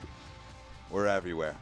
The best in the business. You can pull that. You can pull that Messiah shit again. No, Messiah. My people. No, I never. I'm busting your No, balls, I know, but bro. I want to clarify to the people I am. But I didn't give myself that name. You know what I mean? No. Like if violations are like if you give yourself like a nickname. Well, you can't give yourself. No, like if I said I'm the Messiah, no, I was just called it once, and it's stuck. and I never say it unless somebody calls it to me. Like I'll never be like, "Oh, Messiah sports stuff." No, I just freaking act. And, like some people just catch on to it after a while. Like they go to bed listening to you, and you're like, they feel like they prayed, like they prayed about their sports stuff to you. You let and them we say answered it. their prayers. Yeah. So we're all disciples. Because sometimes you have to explain to the people that yes, you can listen to us when you go to bed because we are available. Oh, Brett, 24/7 Brett, on get demand. Brett, let's get a bigger couch. There's got room right over here. I just moved the camera back, Daddy. When you got 3 people in a shot, you bring it in a little bit. 101 here. 101, you think we didn't go to school for this shit? Come on, Daddy. I There will- it is. I will say this, though. You may be the Messiah, but you're no Eagles Jesus. You know what I'm saying? No, the Eagles Jesus was tripping his face off. Yeah. I mean, listen, he forgave me for all my Eagles sins, and there's a lot of them. Okay? Tommy Hutton. Right? Remember Tommy Hutton? Every time you tell that story, it still cracks Right? me It was up. Hutton, wasn't it? The Tommy Hutton story. the holder. the Yeah. holder. I got grounded for 2 weeks. I'll bring my mom in. She's up from Florida. I'll bring her in and tell the freaking story. I was crawling up the goddamn stairs yelling, "Why?" and getting drugged. Why? And getting drugged back Why? down because my cockroach cousin was a Cowboys fan and my cockroach uncle was. My dad obviously diehard Eagles. Like, he's normal. So, them two I was concerned about. I got a Like, the phone call, like when I was like, I think I was 12 at the time, the phone call was Like, was broke scaring your me. heart. Yeah. I got a quality 30 seconds with Pop Arnone today. 30 seconds, good amount of time. Yeah. You get it all in. You get it all in and get it all out. Hey, how you doing? Good to see How you. you doing? Good to see you too. Good. Forget about it. Everybody's good. So, so that's how I got grounded for 2 weeks. Tommy Hutton couldn't hold the snap in Dallas, and the rest is history. Haven't got grounded since. But I know what that's like. I was going to not say, being able to hold a snap. and yet Tony Romo couldn't hold a snap in Dallas and had a 10-year career out I know. of it. How's that happen? Different guys, obviously. This is Tom. Mike And in the PM. HUDRadio.com. We're live from the BMW of Atlantic City Studios like we are every Wednesday night, like every show here is. BMW Atlantic City, off exit 37 on the Parkway. Find them online, bmwofatlanticcity.com. But oh, if you want us to come out on location, we'll do it. Money talks. oh yeah, I know, no question about it. Because we bring the people. No doubt. Uh-oh. He's pondering. I feel like I should be whistling the Jeopardy theme or some shit. I'm just reading a comment from a guy in From a guy. Facebook Messenger. You know, He's just a guy. Listen, I can't preach enough to the people that, you know, if you want to get into this game, this is where you want to be. Oh, no doubt. I can't, like, I got facts in my back pocket that could destroy. Like, I could just pull it out, and I'm not going to. That could, because they're chasing us, that could destroy a local wild company. Yes. All right? Yes. See how I played that one? Put them on the firing squad. Yeah. Oh, yeah. The firing line. 1,500 views. Yeah. Way to lie about your analytics. Our analytics are right here in front of you. We're up over 1,100 already. Thank you to the people. Because the people talk. The people know what they want. About right. All right? There's a PI. Don't go listen to that crumb. All right? He's a jerk off. Don't even waste your time with Although, him. Tony Cotillo, we got room on the couch for you, brother. Yeah. Just saying. But Cone, you ever want to come and join the real shit? Come on, join the real shit. Your boy, your owner, your half owner, cocksucker. Go shave your skull. Sorry. Go shave your skull. Yeah, skull shave. Yeah. Come on, Daddy. Stop. What are you, The Rock? You know what I mean? No, he's not even close. Nah, dude, you stink too. You need some stove sets. Listen, if you're going to go on Fox 29, I'm going Vera Wang. All right? You know Vera and you know Wang? I ain't going on with no crumb-ass suit. Stop it. I might go tux. I'm getting married again. Shit. Rent it. I'll rent it every time I go on. Shots fired. Oh, yeah. No, it ain't the end. So we have so many comments that I can't even Not go. on. I'm not even going to go back and read them. Just keep firing away from now. Brett Hill, 50 years, bro. 50 years of no championship. And I assume that's what he's talking about. I assume he's talking Eagles, right? Is it 50? Is it over 50 years? Well, it was 48, 50, and 60. So 60, 70, 80, 90, 2000, 2010. Yeah, it's like 57 years. Yeah. All right. So Maybe the math's off a little bit, but I know he ain't talking about his team because I believe he's from Indianapolis. So, the Colts not too long ago. Robbie, you'll appreciate this one. Ryan Braun, fuck you. I'm cutting you from my fantasy team today. Son of a bitch. Can't stay healthy. Yeah. Oh, he said football coach in 50 years. Oh, he has? Yeah, awesome, bro. Good for you. Awesome. I'm a baseball coach, 2 years. It's fun. Get back to the kids, man. You teach them. It's their life lessons. Both sports, you're set up to fail. More in baseball, you're set up to fail all the time. Oh, yeah. So, I got a kid crying like an 8-year-old, and I'm not mean to them at all. I explained to them, you think that's the only time that's going to happen? Well, I can't wait till later in the summer when you roll out there with your 15 U's and you need a first base coach because that stuff was awesome. Love to last have year. you. We had a great time. We had a great time. We had a great time. And their team squad's a little bit better, too. You revamped it a little bit. But getting back to what we're talking about, our poll question brought to you by none other than Scanzano Sports, Team Combat. Find them on the web, scanzanosports.com. Which rookie will have the biggest impact on the 2017 Eagles? Let us know. Facebook, Twitter, Instagram, YouTube. HUD Radio is where you can find us. Barnett, Jones, Douglas, Pumphrey, other. Let us know. I said Barnett needs to be when you draft him that high. Mike likes Douglas. Robbie likes Douglas. And I like Douglas as well. So I agree with them both.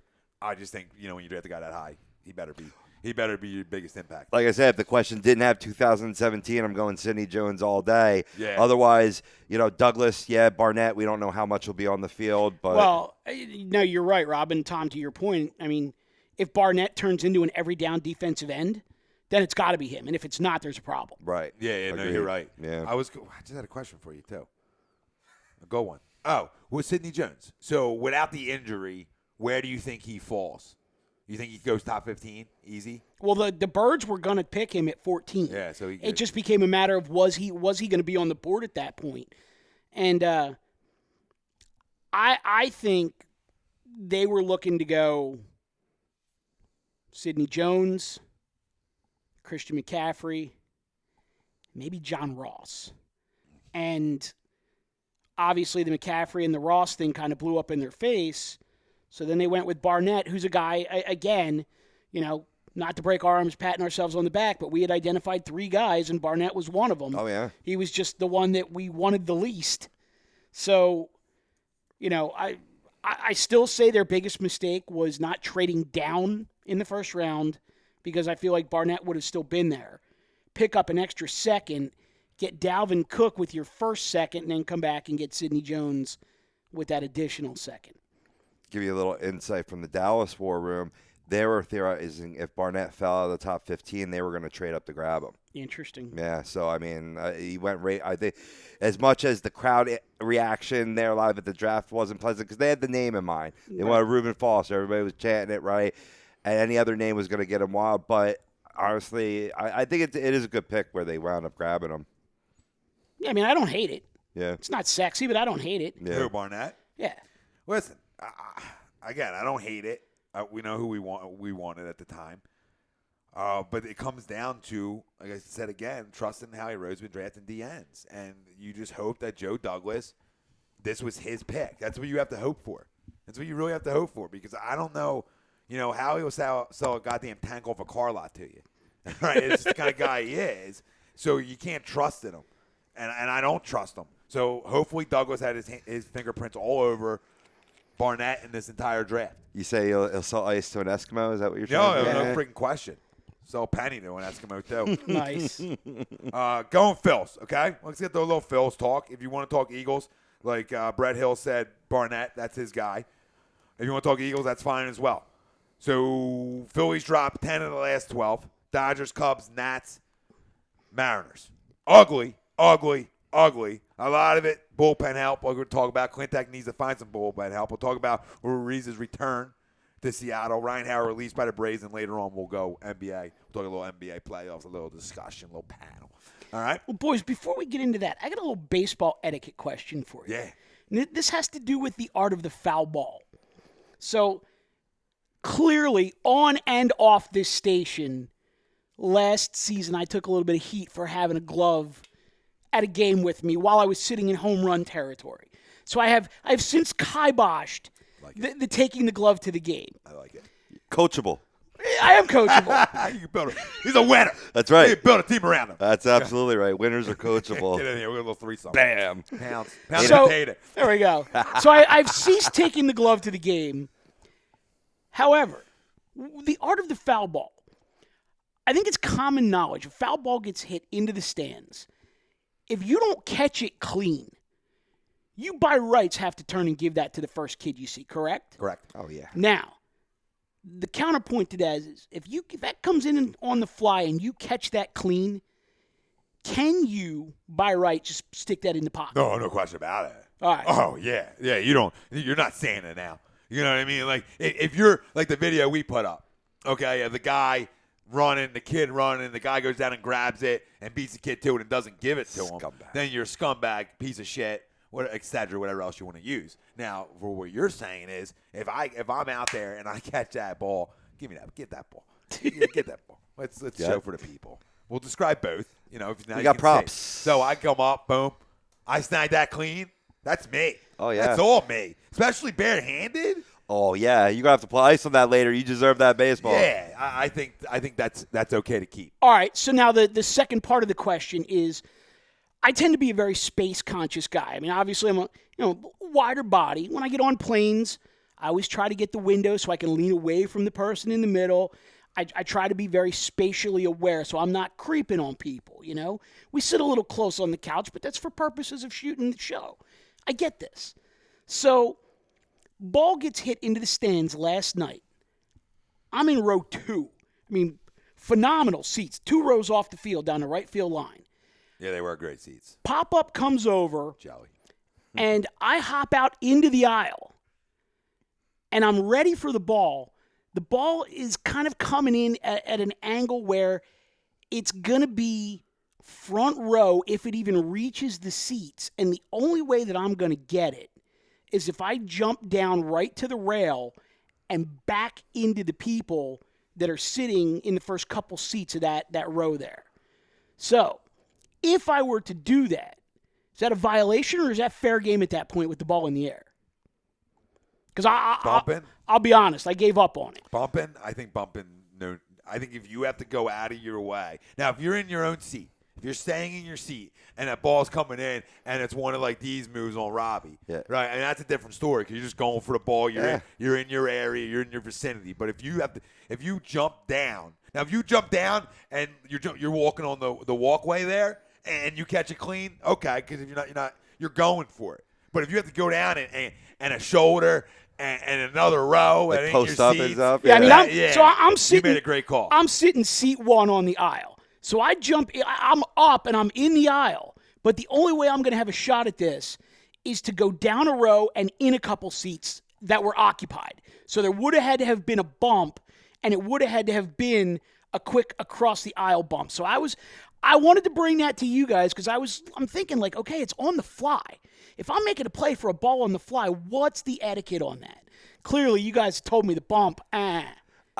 I need to know what people were there. What was it? A bunch of dudes, family? Who was in that front row? Was actually a dude on a date, and the date brought a wing girl because she was afraid to go on the date by herself. So I would have wound up in the lap of like 2 drunk 20-something-year-old chicks that weren't attractive at all.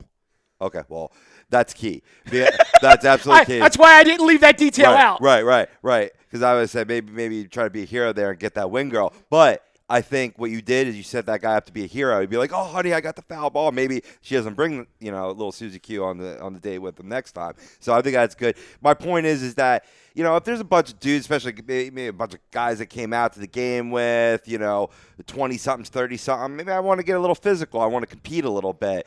If it's like grandma and I'm stiff arming her, no. I like it. I just think if you have to go down and over. Yeah, down and over's case. It's too much movement. I think it's too much. That's their ball. Yeah. Right. So if you're just in your seat and you have to go different. I don't want to touch Bella. I got Bella right on here. You got to go different spots in your seat to get that baseball. Yeah. That's fine. That's your area. That's your playing Yeah. area. Now, again, the steps, fair game. So if a bump happens on the steps, you're both going for the ball. But if you got to go in another goddamn row. Oh, I'm bumping back, and then neither of us are getting what we came for, and that's the foul ball. So the ball comes down, winds up hitting like the fourth seat in, goes straight down. So one of these drunk chicks picks up the ball, and a bunch of even more drunk college guys that were like 4 or 5 rows back really start getting on her. Give it to a kid. Give it to a kid. Give it to a kid. Now, to the point we established, that ball hits the ground, you got to pick it up, you got to give it to a kid. She picks it up and she looks around and there's really no kids near her. And I look over and I'm like thinking to myself, like, all right, well, this girl just got a ball, good for her. Some drunk ass, fat Mama June looking bitch from like 6 rows back sends her kid down to the first row. And the kid walks over and says, give me the ball. Give me the ball. Not may I have the ball? Can I please have the ball? Shit, you ain't getting shit. Are you Smack, are you smack. are you Smack, giving the ball away? Give me the ball. Teach you some manners. So when I posted that on the book last night about amateur hour at Citizens Bank Park last night, Wow. it was more than just a wave. So there was a whole lot of shit going on there last night. So the fat mama sent the piece of shit son down. Yeah. Yeah, it's all about how you It was raise like a little 12-year-old POS too. Yeah, I hate ripping on kids like that are 12 years old. Clearly not raised right. No, what if the mama is a monster? You're going to get that out of the kid. If she's it's Big Mama's house. You know what I mean? You're going to get that out of the kid. Story. And honestly, like, I don't even have a problem ripping on this woman because every single time I turned around, kids were cursing at players on the field while she's on her phone. Oh, wow. Because they're sitting with the college guys that are drunk thinking that if they have a 10 and they only have to spend $2 on hot dogs because it's Dollar Dog Nights, that's $8 more that they could put towards their beer. Like, I hate guys that show up at the games, get lit up, and then just start getting on players that are on the field. It's like, yo, jackass, he's a Major League Baseball player. You're a drunk college fuck. He probably makes 10 times what your parents combined make. You're never going to be out there. And, oh, by the way, he's 4 for 5 with a 3-run bomb and 5 RBIs. So how about you just shut your mouth? Yeah, why heckle your own guys? I'll never understand that. Like, why heckle your own? I never. Well, he's getting on the opposition, but the opposition's killing us. So what are you doing? Yeah, listen, you don't want to wake up these guys. I'm a big believer in that. Like, when you're talking about professional athletes, they look for any type of motivation. And you heckle in the outfield or you heckle at an NBA game. You saw Durant the other night. Yep. Guy got a little smart. Durant goes up and gets a rebound over like 3 dudes. Okay, like really, and then like one of them with the ball with the rebound. Okay, goes down, gets a bucket, and it's like that's what you do when you wake up great players or even professional athletes. Remember Reggie, the choke, and all that. I mean, you just don't get Spike Lee doing that to Reggie. You just don't give these guys reasons. So to your point, like you're gonna heckle a Major League Baseball player, dude. He's now locked in. Like it even happens to me, like. Umpiring, and I know it's a poor example, but it's still relevant in a way. Okay, so if a guy's like being a jerk off in any type of way about balls and strikes or anything, okay, it focuses me because now you got me wound. So now I lock in, and I'm a great umpire, so I can put myself in a category of that shit. You know what I mean? You just don't do national tournaments. 18U golds, daddy, if you don't know what you're doing. If you don't know what you're doing. All right, but that's a story for another day. But it locks you. So to my point is, why give him any motivation? You're going to drink a couple freaking beers. Grow up, dude. So this is the shit we had going on there last night. That's what happens It's in them those dogs. lopsided Yeah, so games. we dogs. They It's a bring 'em dollar out. dogs. We had the wave going on, which I despise at baseball games. That's why that big mama was there now. Like now we Corbett. know. Dollar dogs. Confirmed. Dollar dogs, y'all. Reportedly 12 dogs taken down during the So we got the wave going on, which I despise. We got Fat Mama Jude and her ignorant kids. We got the drunk college fucks getting on the guys on the field. We got the wave, foul ball follies, the wave. I'll come back to the wave like 5 more times because I just despise that Not a wave shit. guy. And then you get 31,000 on a Tuesday night that are there to see Carlos Ruiz, and the freaking manager from Seattle can't start him. Yeah, It's not like Zunino was healthy and in the lineup. Zunino wasn't playing. He started Tuffy fucking Ghostwitch last night. Yeah, he did. And I understand that Tuffy was once a former Philly. I think he had, 3 at-bats in a Phillies uniform? What are you guys going to go? Tough. Yeah, no. Is that Screw a that. chooch? You going to tough them? I mean, thankfully they threw us a bone in like the it was like the top of the 8th inning, and they had Chooch pinch hit. Yeah. But if your choices are Chooch and Tuffy Ghostwitch, how do you just not start in both games? Well, how long have they had him? Who? Ruiz. Since the beginning. Seattle's. He's been. Oh, he's there all been with season. Seattle all season? Yeah. Oh, then why not? I was saying if you just – I wasn't familiar. I thought for some reason Yeah, that he he was signed picked with up, but he signed with them in the offseason specifically as a backup to Zunino and to work with him Right. on pitchers and stuff like that. But Zunino's on the DL, so by default you'd think Ruiz would bump up and Ghostwitch would back up. he's Now, I familiar under- with the pitchers. Now, you know? I understand that, Chooch isn't going to catch 4 or 5 days a week with Zunino on the DL, but you're coming back to Philadelphia. He had a freaking press conference before the game. Just fucking start him. Mike, why not just – you don't have to start him game 2, just game 1. Yeah. If you're going to start him one game, then why not just start him 1? Because he starts him 2. Because he starts him today. he's I the don't- backup catcher, so the backup catcher starts the day game after a night game. Yeah, dude. Shut up. You can change – different times, in different situations, I hate that shit. create a different way of thinking, and that's bullshit. He's Start- got, he's you got know something what? out against Philadelphia, You apparently. He's start sticking him to both games, and then you don't play him again until Sunday, and it's fine. Like, Jesus Yeah, Christ. it's not a big deal.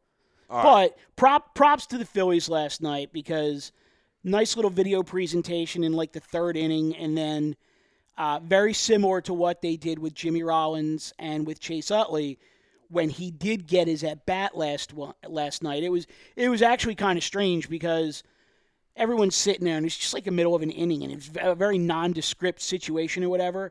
And then all of a sudden they start playing the Phil Collins in the Air Tonight over the PA. And you kind of perk up and you're like, wait a minute, why are they playing music in the middle of the... Oh, this is Chooch's walk-up song. And then everybody kind of got out of the seats and, he got the half standing O probably because the game at that point had kind of shifted on us a little bit. A little bit. Yeah, well, at least he got, at least he put him in and realized it. Yeah. Maybe he's just a moron.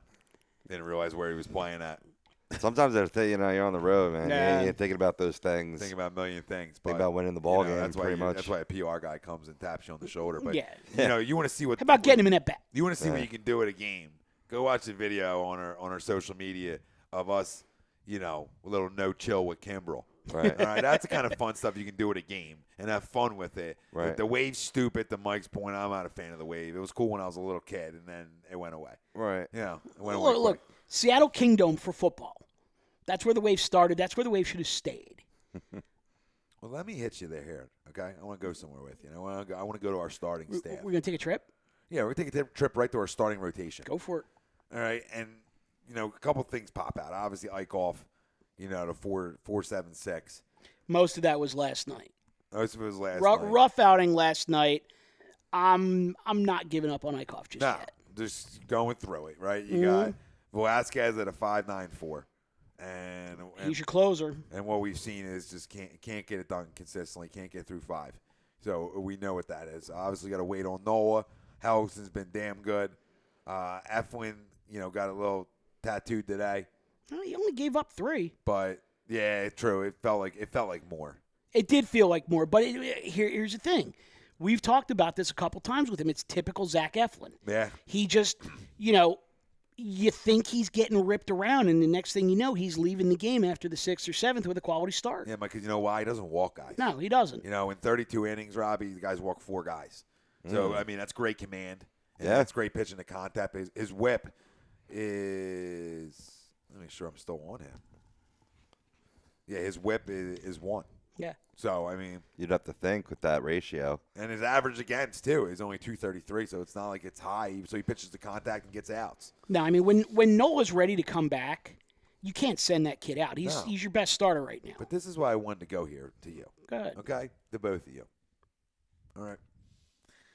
What the fuck is Pete Mackinnon and Matt Klentak doing to Jake fucking Thompson? Will somebody tell me what they're doing? It's ridiculous. The kid's not a reliever, dude. He's not a – I mean, I got to tell you this. I got to sit here, put on the baseball hat, and tell you this, or hold the ball. Ball's in my hand. I'll talk and we'll pass it around. I mean, Pete, how do you bring a kid up to put him in the bullpen? Vince Velasquez is the only guy who should be in the bullpen. You have yo-yoed and screwed with Jake Thompson's head, and again, it's typical Phillies bullshit. It is. I can't comprehend it. He's a starter. Plain and simple, he's a starter. Right. You don't bring up one of your top pitching prospects and put him in the goddamn bullpen. That's not what you do. Like, really? I got no argument. You've seen it around baseball, though. I mean, when Drew Smiley came up, they were yo-yoing him a lot. Going back to Jabba Chamberlain, other organizations do this, and it boggles my mind. And what happens? It's a direct result of what your current team is doing or lacking. You're lacking bullpen depth right now. Let's think creative out of the box. Unfortunately, you're doing it with the wrong guy. Yep. I like that he's up. Just in the wrong spot. You're half right. Well, here's the thing, though. Mark Leiter Jr. was a starter in the minors, but they knew that his path to the majors was probably going to be as a reliever. Okay. So what did they do? They started using him in relief in spring training and down in the minors. Ben Lively this year barely got a start in spring training. They knew he was going to be a starter in the minors, but at just about every appearance in spring training, he came out of the bullpen. Why? Because they thought at some point they may need him out of the bullpen.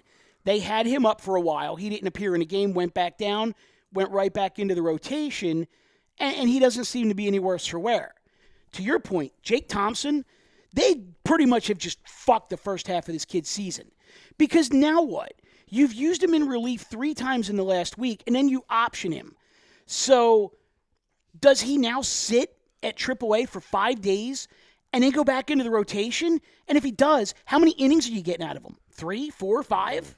It's ridiculous. It makes no sense. You let the kid get shot around in the spot that he's not comfortable with. This is a top 5 prospect. Yeah, listen, it boggles my mind, like Rob said. I don't get it. You put him in a spot, like you talk about, we bring a kid up, you want to make him as comfortable as possible. You don't want to put him in a spot he's not comfortable with, and that's a disgrace. And it shows. It shows with a 9 ERA, a 3.16 average against, which is crazy, and a 2 whip.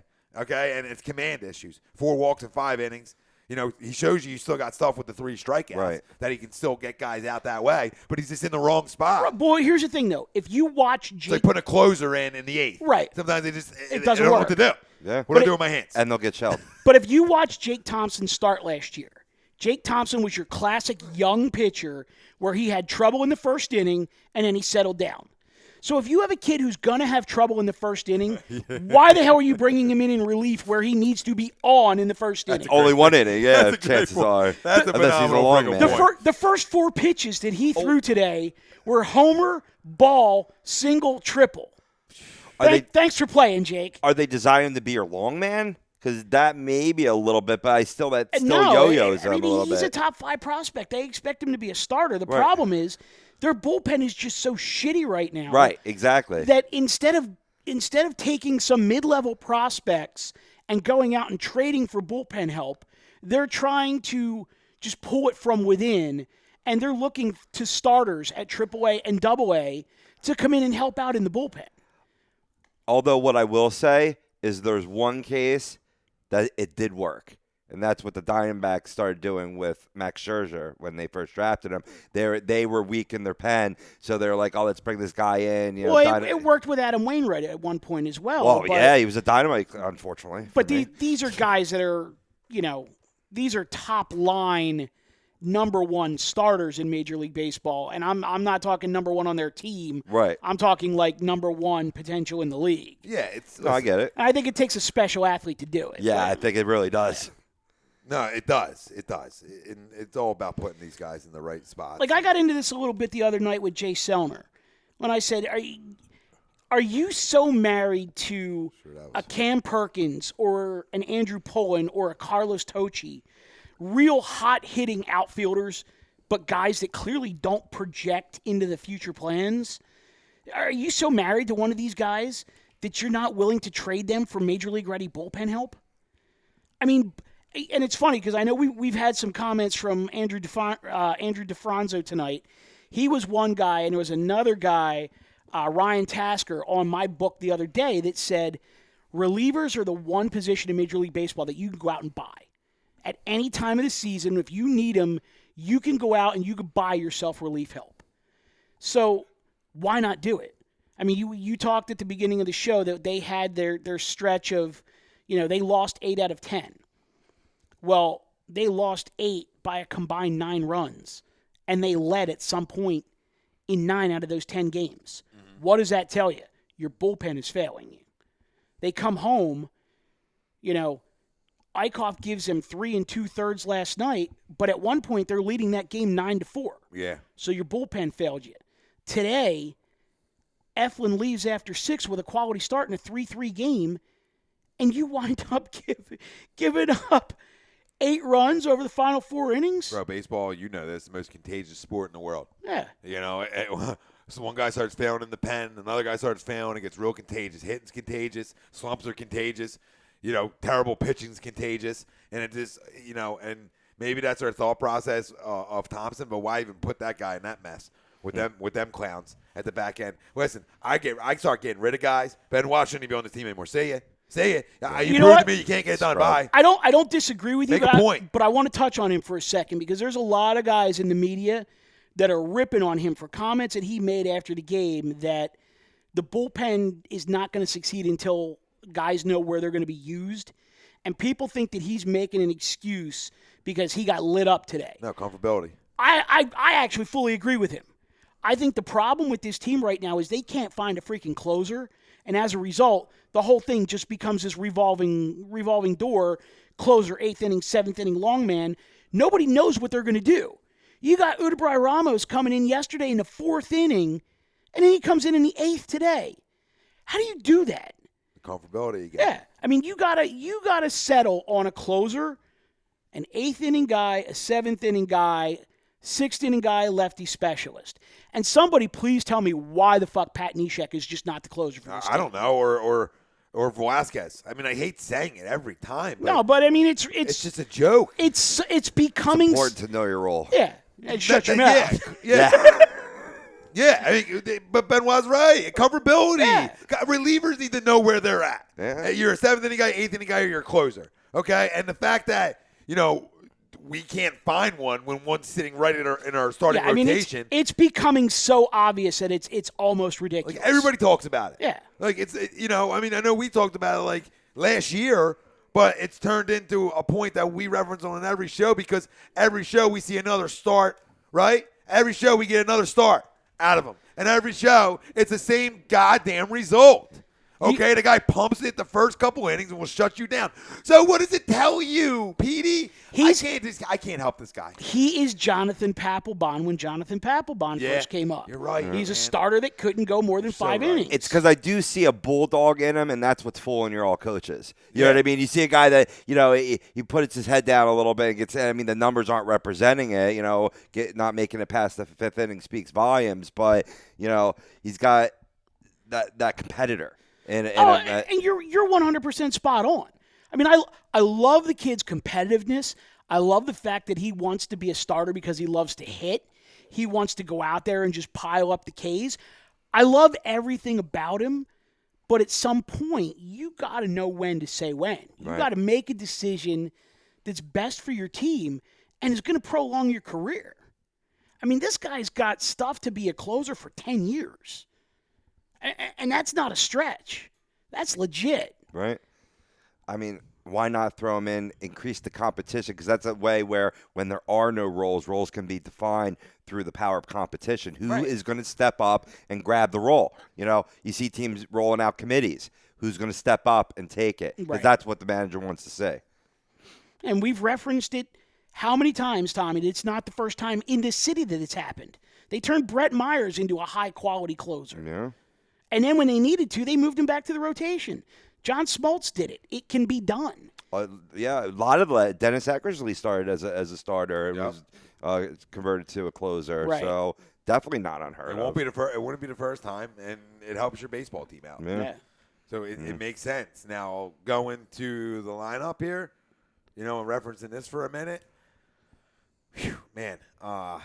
Go to the piece that you wanted to that you brought up last night about our third baseman.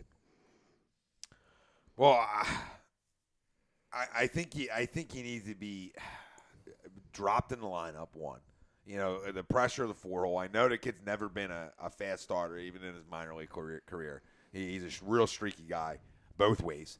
It's now translating into the field a little bit. I think he needs to be dropped in the lineup. I mean, he brought Michael Saunders in here for a reason, a veteran, blah, blah, blah. So put him in the 4-hole, a guy who can handle it, a guy who's been around the game for a little bit, and let Franco breathe for a second. Take some pressure off the kid. I'm not a big believer in sitting down and watching. I think that's for kids. Go keep playing. Yeah. But at some point, he's getting big. And I'm not a Tommy Joseph guy. Tommy Joseph can go away. Now, if there's any way. He's picking it up a little bit, but yeah, I'm not married to him either. So, I mean, I would, Machado's out there next year, dude. And, maybe he knows the Phillies have some money to spend because, I mean, he is pressing. Mm-hmm. And the only thing to do, you can help him is drop him down the lineup a little bit. Right. And if it doesn't work, it doesn't work. But he's scaring me. He really is. You think he's really a 5-hole hitter? Not a clear, yeah. Well, that's what I was going to say. Let me pose the question to you guys this way. In the ideal world, when the Phillies have the kids up, let's fast forward to 2019. The kids are up and they're productive. Phillies don't get Machado, so they still have Maikel Franco playing third base. At that point, where do you see him batting? Is he a 6-hitter, a 7-hitter? 6, 5, depending on how good your lineup is. I don't think he's a 5 or a 4 if you've got Hoskins, Cousins, Nick Williams, Scotty Jetpacks. If you've got these guys up and producing, Alfaro, I think he's at best a 6-hitter, maybe even a 7. So why not put him there now? Let him get comfortable. Know your role. Yeah, I mean, they're fooled by the streaks. And I'm a big Franco guy. I always have been. I love him. But this is ugly. I mean, you're batting 207 in the 4-hole. That's ugly. I get it. You lead the team in RBIs. Yeah, well, he's got 8 of those RBIs and 2 swings of the bat. So. Yeah, so, I mean, that's been a plus.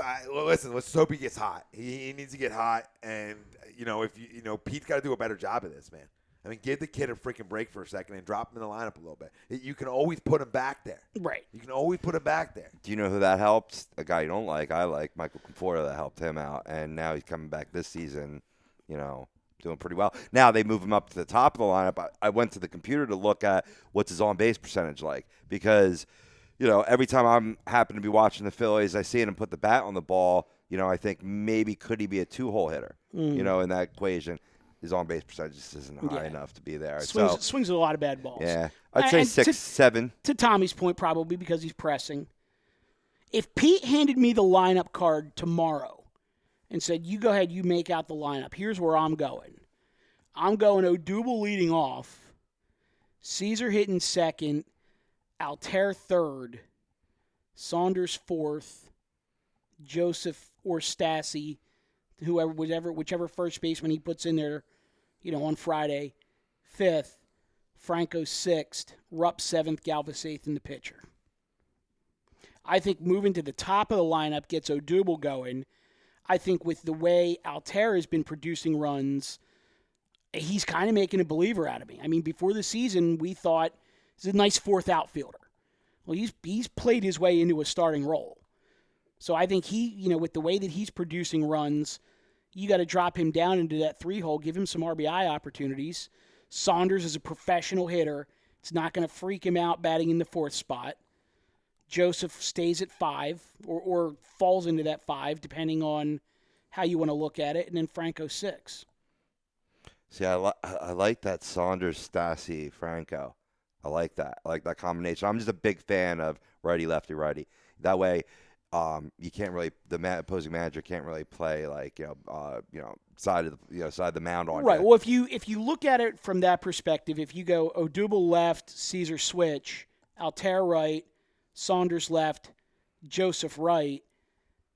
If you plug Stassi and he's a left, but then you're going Franco right, Galvis switch, or Franco right, Rupp right, Galvis switch. If you have Knapp catch, Knapp's a switch. So you don't have that left-handed dominance in the lineup like you once had, and there's a lot more balance between left-right. I just think it's getting guys into the spot in the lineup where they're going to be most effective. Yeah, I agree with that. Yeah. Well, I mean, so where do you have Herrera 2? I had Herrera leading off. I had Herrera 1, Caesar 2, Altair 3, Saunders 4. Yeah, I feel like Herrera did a better job when he was batting 1 or 2. I thought he did a real good job when he was in the leadoff hole. So, I mean, there's a lot of pressure on him now dropping him into a 3-hole. I think it's all in due time when guys are ready for that jump. He's still having a solid season. I mean, his average isn't where you want it to be, but he still gets on base a lot. Yeah. Strikeouts are a little high for him, in my belief, but I think he'll get hot soon, and I hope he does because his whole lineup needs to get hot. But, no, agreed. But if he's going to get hot, I want him batting ahead of Altair to give Altair those RBI opportunities. I don't want him following Altair where if he's hot but Altair's not getting on base, then your 3-hole is setting the table, and you don't want that. I want to see, here's what I want to see ideally. I want to see Odubel doubles. Caesar drops a bunt, beats it out. Now all of a sudden you got first and third with no outs with Altair, Saunders, and Joseph coming up. To me, that's the perfect situation. Yeah, but both of them, if they want to be 1-2, have to cut down on their strikeouts. Agreed. I mean, Hernandez has struck out 33 times in 136 at-bats, which is a little high. Oh, it's and Herrera 31 times in 126 at-bats. It's way too much. Rupp's another guy. 30 strikeouts and 76 at-bats. That's atrocious. I'm done with that guy. That's freaking atrocious. That's not Major League Baseball. Joseph, another one. 28 strikeouts and 95 at-bats. Franco, 22 strikeouts and 121 at-bats. Altair. It's okay to strike out now. I know he's. I know he hits the cover off the ball, but 21 strikeouts and 74 at-bats. That's these strikeout ratios are. No, the 4 of them came in one game. Or a flat-out joke. It's a joke. Sombrero. It's a joke at the Major League level. You got guys who just don't get on base. Right. It's way too many strikeouts. The walk ratios. Literally, walk ratios. The guy who leads your team in walks are 2 guys with 12. One's your goddamn catcher, and the other's your 4-hole hitter. That's a crock of shit.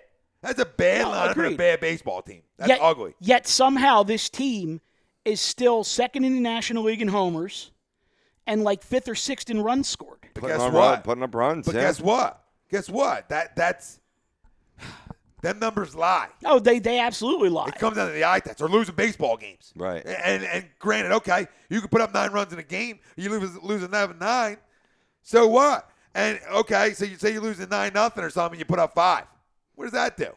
Yeah, because the team It seems took like the foot hollow, off right? the gas. Like, hollow. Because your opponent took the foot off the gas, so that's why you put on a couple meaningless runs towards the end of the game. Yeah, and it looked good at the beginning of the year when we were competing and winning games. Right. And then the numbers matched. Right. But to the credit of our bullpen and the credit to our staff, for the most part, they haven't got it done.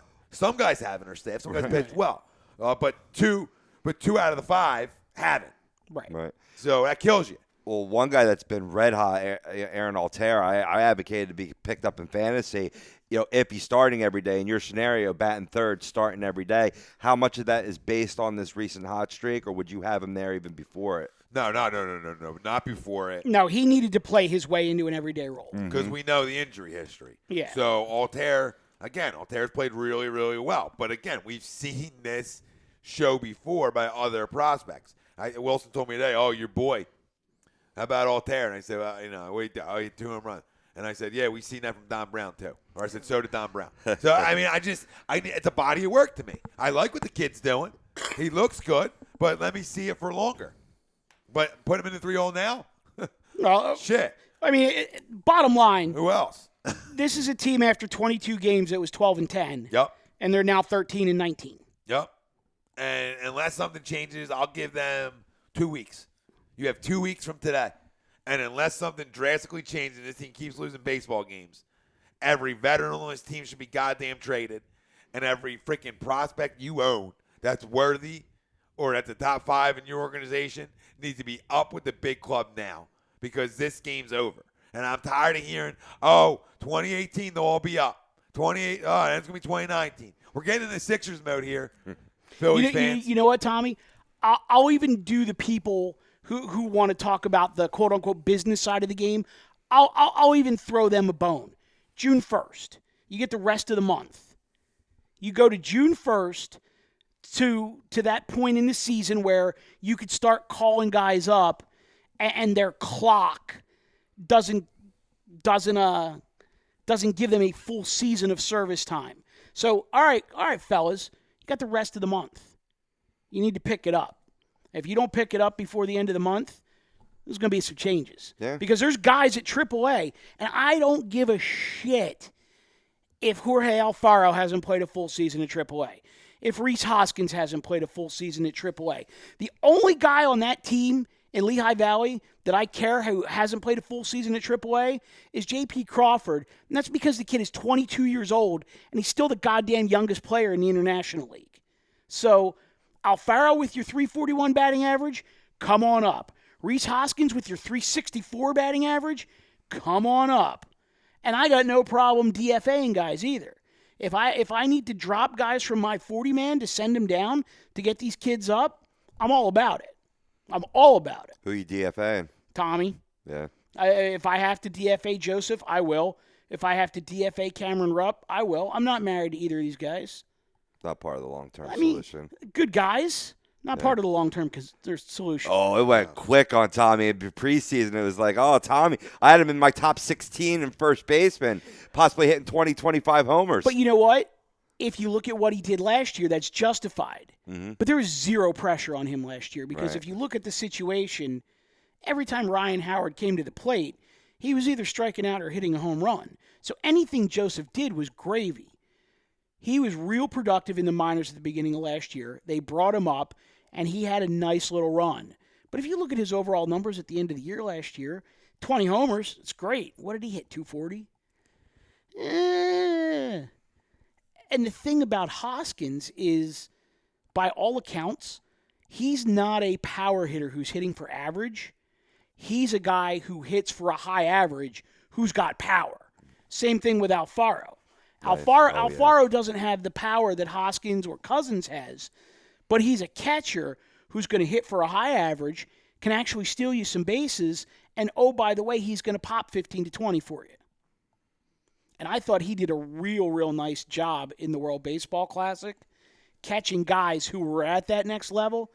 I had no qualms about bringing up Alfaro either. Oh, yeah.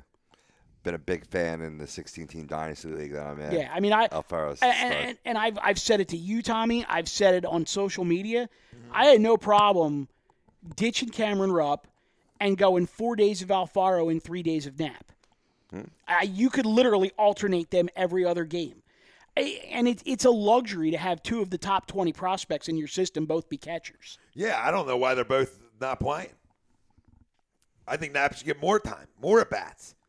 I think we've seen Cameron Rupp, a good dude. We get it, tough, blah, blah, blah, blah, blah. He's a catcher. He should be. Yeah, absolutely. But the strikeouts and the long swing, it just gets old, man. It's time to put a kid in and see what they can do. You know, it's time to stop nursing these kids in this whole city. And it starts with the Phillies, who've been talking about their farm system for 3 years now. Right. And how great it is. And they revamped it. And I get all that. But it's time to bring them up and see what we have.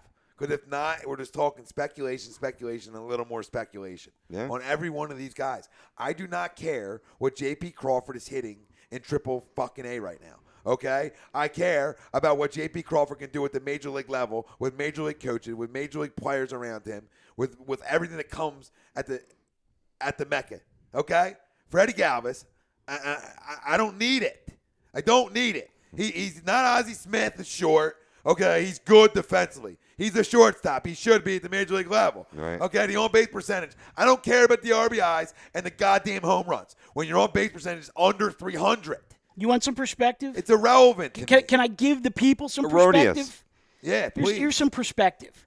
Freddie Galvis is 27 years old, and he's had 4 good months in his entire career. Is that enough to make you willing to give up on a 22-year-old? Nope. Not me. Nope. And me, if I was GM, Crawford's up, Hoskins is up, Williams is up. Guess who's gone? Joseph. I mean, any way possible. I'm saying whatever, trade it, whatever. Okay? Freddie, Saunders. All right, just see it. I got no issue with Michael Saunders, but just see you guys. Yeah. See you guys. just don't need him. Because let me see what Hoskins, Crawford, and Williams can do at the major league level. Real simple. I love seeing it, though, because it's a classic example of overreaction. So the kid's not hitting this year in AAA. You're talking month and a half, right? Yeah. Come on, have some patience. And I like them learning on the job. I always love bringing the pups up and having them learn on the job, learning how to be a professional. I mean, each guy has its own story. Noah Syndergaard had to stay down in the minors because very, very immature, much more even immature than he is now. And Frank Viola took him under his wing and taught him how to be a professional ball player. These guys, I know enough that they have it for the duration of time that you both have been talking about them. If they don't have it by now, then they shouldn't be in your organization. I completely agree. Yeah. But the crazy thing is, though, it wasn't like this back in the day. Now, I mean, granted, I'm rewinding the clock way back, but, like, Juan Samuel, guys like Jeff Stone, Ron Jones, like Bob Dernier, going back into, like, the early and mid-'80s, and then even coming into the late '80s and '90s, Mike Lieberthal, guys like that where, I mean, when they were ready, they came up. They didn't let them sit in the minor leagues for forever, I mean, a guy like Gavin Floyd as a pitcher, they brought him up, and did they bring him up a little too soon? In hindsight, maybe, but they were aggressive with him. And sure, the guy moved on and found success elsewhere. And it sucked for the Phillies that happened. But you know what? At least they put his feet to the fire and said, you know what, kid, we need you. You're coming up. And they used to do it all the time. And I almost feel like they've gotten burned by guys that they brought up that didn't play well for them, who then went elsewhere and had success. And now all of a sudden, the past like 5-6 years, they've just got this whole thing where, no, we've restacked our system, and these guys have to stay down there and until they're ready. Well, how do you know if they're ready unless you come up and they haven't come up and you watch them? Way too sensitive with these players. It's like you're playing psychotherapist here. And you know what? Most of the young kids that I see where I train and stuff like that care less. You know what I mean? The kids these days are way more. I mean, you could say that they've been taught, raised in a culture where it's okay to everybody gets a participation award or what have you, but they just don't give a shit. Whatever. They're a little bit more thick-skinned than people give them credit for. Bring them on up. Let them know that you're not going to scar them for life. Bro, you've been playing this game your entire life. Okay, I know you're 22 and you're young, and I get all that. But you're a top prospect in our organization. Okay, so you're not hitting at the minor league level right now. Like we talked about a month and a half. The sample size is small. Yeah. But where, like we talked about before, where are you going to learn to make adjustments better? With a big league hitting coach like Matt Stairs? Or your minor league hitting coach. Oh, yeah. Okay? I mean, it's just facts. They're facts. Okay? And until people realize that, Freddie Galvis has some excitement at times and he does some things well, okay? But the things he's never changed, like we talk about Vince Velasquez, are the things that drive you crazy. The lack of walks, the on-base percentage being under 300. Things you have to do if you want to play at the big league level and be consistent enough, okay? There's flashes. And 162, somebody's going to make flashes on a bad baseball team. Okay? Just like Mike Carter Williams told us too. Freddie Galvis is a nice backup middle infielder. Yep. And I'd love to have him around for that role, for that purpose. I'll say goodbye to Andres Blanco and keep Freddie Galvis around to back up short, second, and third. I completely agree. I got no issue with that. Yeah, no question. I'm not. It's funny because people want to rip on me, but I'm not a Freddie Galvis hater. I just hate the position that they have him in right now. Yeah, well, that and what makes me more of a Galvis air quote hater is just the fact that my number one prospect is play shortstop. Right. And the guy who I've been dying for how long plays shortstop. And we see all the mistakes that the Phillies have made throughout this little process right now. And you talk about Thompson, you see Velasquez, and the list goes on with some of this stuff. It's okay for Nola to come up as quick as he did, but it's not okay for Crawford. Well, but now you look at the last 2 years with Nola, and I guarantee you that's the thing that I don't understand is that they see what happened with Nola, and that's given them, cause for pause. But yet they're gonna bring up Jake Thompson to work in relief. Joke. It's just counterintuitive. Mm-hmm. It's a joke. Wilson says Pivetta can pitch. I like Nick Pivetta. I like Pivetta, yeah. I like Pivetta. But, I don't think, you didn't bring Nola up too early. You find out who a guy is at the major league level. I mean, he's either going to figure it out or he's not. Right. There's no middle ground here. Okay? Middle ground is you're an average player. You're either going to figure it out and be a real good one, you're not going to figure it out and be a bad one and not be on a major league team, or you're going to just be an average player your entire career because you never really figured it out. Yeah. So it goes for all these kids. Crawford, bring him up, see who he is, let him figure it out. Right? Nola, I'm fine with when he got called up. Hoskins, I'll be fine with that. Let me ask you this question. If they're just so dead set on keeping Velasquez in the rotation, how do you feel about trying Nola as the closer? Nah. No? Nah, because I want hard and a little harder at the back end. But how do you know that if the kid knows that he's only got to go one inning, that he's not going to hump it up to 94, 95 and keep painting the way he does? I'm not trying to be a dick. I'm not trying to start a fight about this one. I think that there could be potential there. I don't disagree with your theory that he may not throw hard enough. But you look at a guy like Houston Street, who I would liken him to very much as a closer. I think it's the same type of movement and pitch repertoire, if you will. Yeah. That's a good comparison. I think it could work. I'm not ready to go there yet. But if the Phillies were, I wouldn't hate it. Like all things being equal, if I have my choice, obviously it's Velasquez. Oh, yeah. I'm right there with you. But I got to give it more time with Nola. I can't. Perfectly fair. You know what I mean? I've seen Velasquez long enough that I know he's not a starter. But when Nola was picked, I'll even give Velasquez a little bit longer. But, I'm talking a couple weeks. You know what I mean? If I continue to see the same old thing, I had the same opinion. But Nola, where he was picked at, how good of a pitcher he was at LSU, everything that comes with him. You got to let it ride. I think you have to let it ride a lot longer. Yeah. And, maybe a year. And if you're still getting the same results, then I think that's where you make that decision. If it's a closer, if it's a reliever, they can go 7 and 8 for you. These are things that you have at your disposal with all these arms. Right. You really do. Because guys are making it tough on other guys. Pivetta, Eflin, right? They're making it tough on guys. When you get a little injury, guy might take your spot. So hopefully that creates fire and competition. I love that on a team, man. Absolutely. Take nothing for granted, really. No, so that's that, really. All right, so real quick, while we're on Phils and baseball, Ryan Howard, done? Yeah. Yeah. It's over. I agree. I don't know why the Braves even signed him to begin with. No, and honestly, sorry, buddy.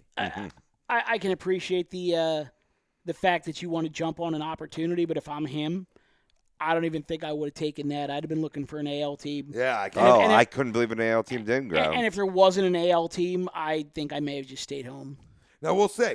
We'll see if injuries, anything happens in the AL, DH-wise, it could open up a spot. Could. I don't know. I like my opinion. I think it was done like a year or two ago. I think ever since the Achilles, he's never been the same. Yeah, obviously he wasn't going to walk away from that money, and I don't blame him. No. And he played out his contract, and that was that. Oh, hell yeah. And he played every day. Hear that. He didn't shy away from it, and he was a shell of himself. Mm-hmm. He was. The Achilles killed him. It killed him because he was older when he got it, and he signed that deal right before. And, he was in the prime of his career at that point, but it just – that 2-year recovery he never had. Baseball's a long sport, and he was back. He was back after a year. And I believe that's a 2-year injury. Did the tail end of his career? Look what it did to D'Amico Ryan. No, he was good, but you're he wasn't absolutely as good right. as he was in Houston. Did the tail end of his career, specifically the batting average the last couple of years, did that knock him out of the Hall of Fame, or was he never there for you? I mean, it's a shame because the Phillies fucked him, and when they brought him up, at the age they brought him up, Right. Nah, he's out, man. He could have been a guy who should be able to play too. He's like 38, 39, like most of these guys do, even 40-ish. Right. But again, the Achilles killed him, and he was never the same. And I think maybe part of the Braves' release was a combo. I think some of it might have to do with him. Yeah, Think you may have asked for it. 258 career average, 382 homers, just shy of 1,200 RBIs. Yeah, it's not who he was though. That average isn't who he was. I get it. That's the Believe sad me, thing about I it. know who he was, and I did not like it. See, that 382 is what jumps out at me because I feel like if he hits 400 home runs, he gets 18 more homers. Yeah, he's a Hall of Famer. yeah. Right.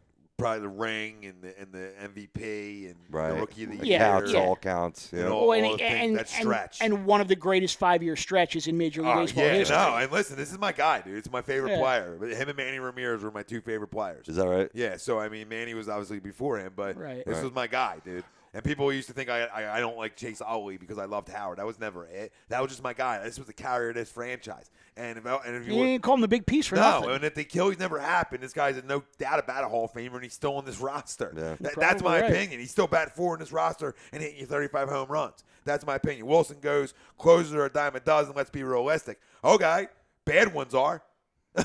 Bad ones are. We have by the dozen. This is what you have.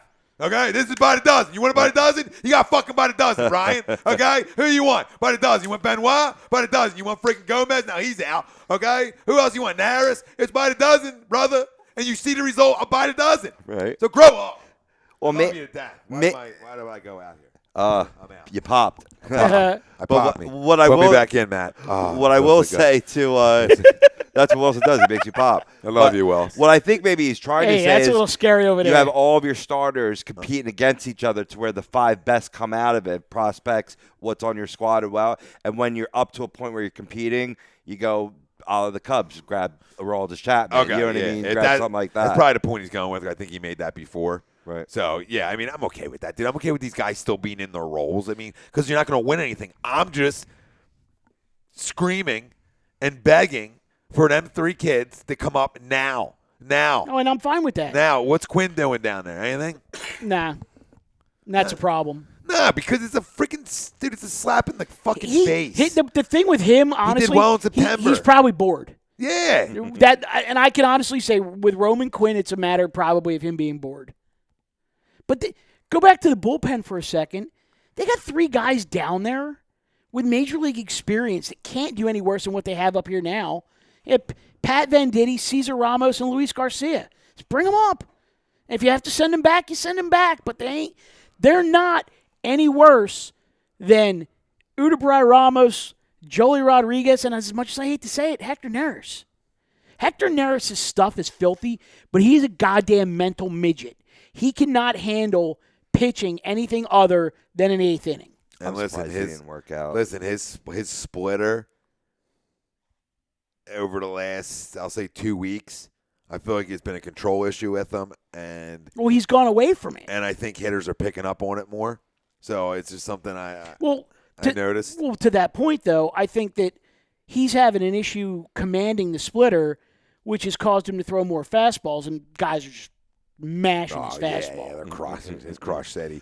But no, I know what he's saying. Like Wilson's saying, like Gomez had 30 saves last year, dime a dozen. But that's for a bad baseball team. Yeah, Right. You know, the good ones don't go dime a dozen. The good ones have great closers. Okay, look at the 2 teams that were in the World Series last year. Shut down back of the bullpen closers. When the Royals won the World Series too, what did they have at the back end 8 and 9? They are going to shut you down, okay? There's a blueprint for the freaking success. I'm not saying to not let Velasquez keep trying to figure it the fuck out, okay? I'm not saying to not let Noah keep figuring it out. Right. All I'm saying is the guys who can't get it done in 7 innings, them guys who can't get past 5 but have good stuff, they're the guys that at the end of the day got to get shipped to the bullpen. It's just how it works. If you value these kids and want them on your roster, that's how you do it. But I don't understand how they haven't figured out that you build a pitching staff from the outside in. You've got your 3 starters, you've got your closer, your 8th inning guy, and your 7th inning guy, and you build it out by closing the gaps. I like that analogy. That's good. You're right. Yeah. It's because I'm a goddamn baseball genius. Welcome. Hey-oh. I can't explain it more to people. It's a joke. I mean, you're gonna keep watching the same freaking thing, okay? But again, if you want to give Velasquez more time, I'll bite my tongue and say, okay, a little more.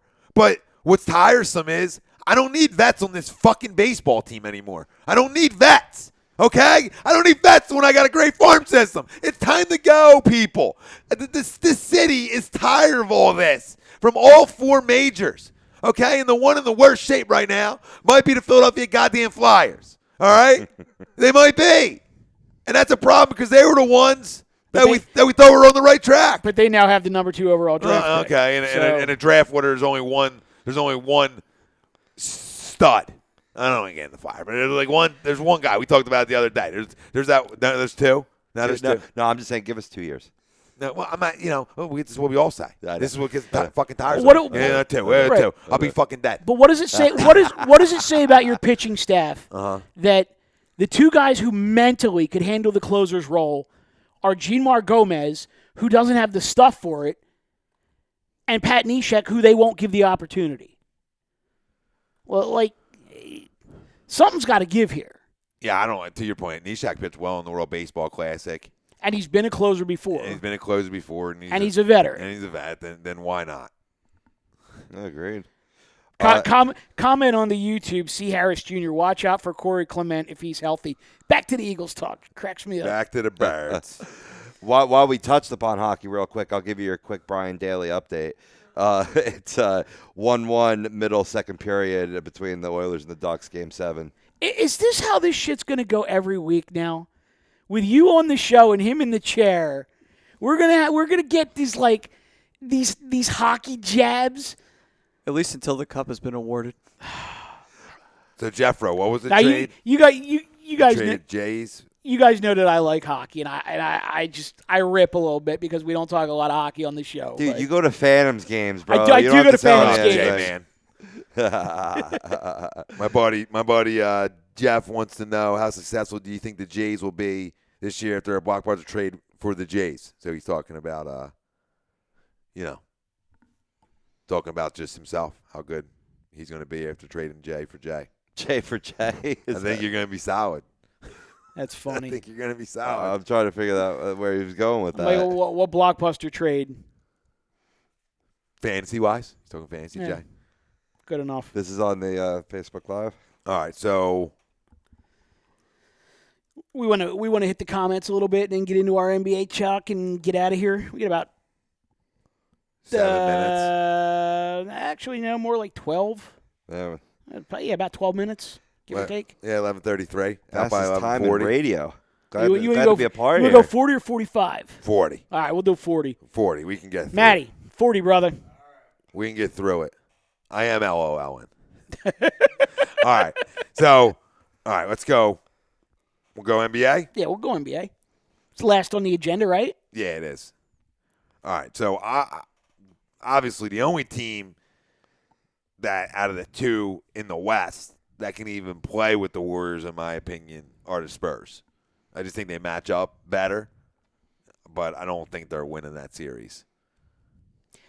I think if Durant was out, the Spurs have a shot. With Durant, no way. No. I mean, I could actually see the Spurs giving them a series, but I don't think there's any way that the Warriors don't come out of the West. There's just way too much firepower.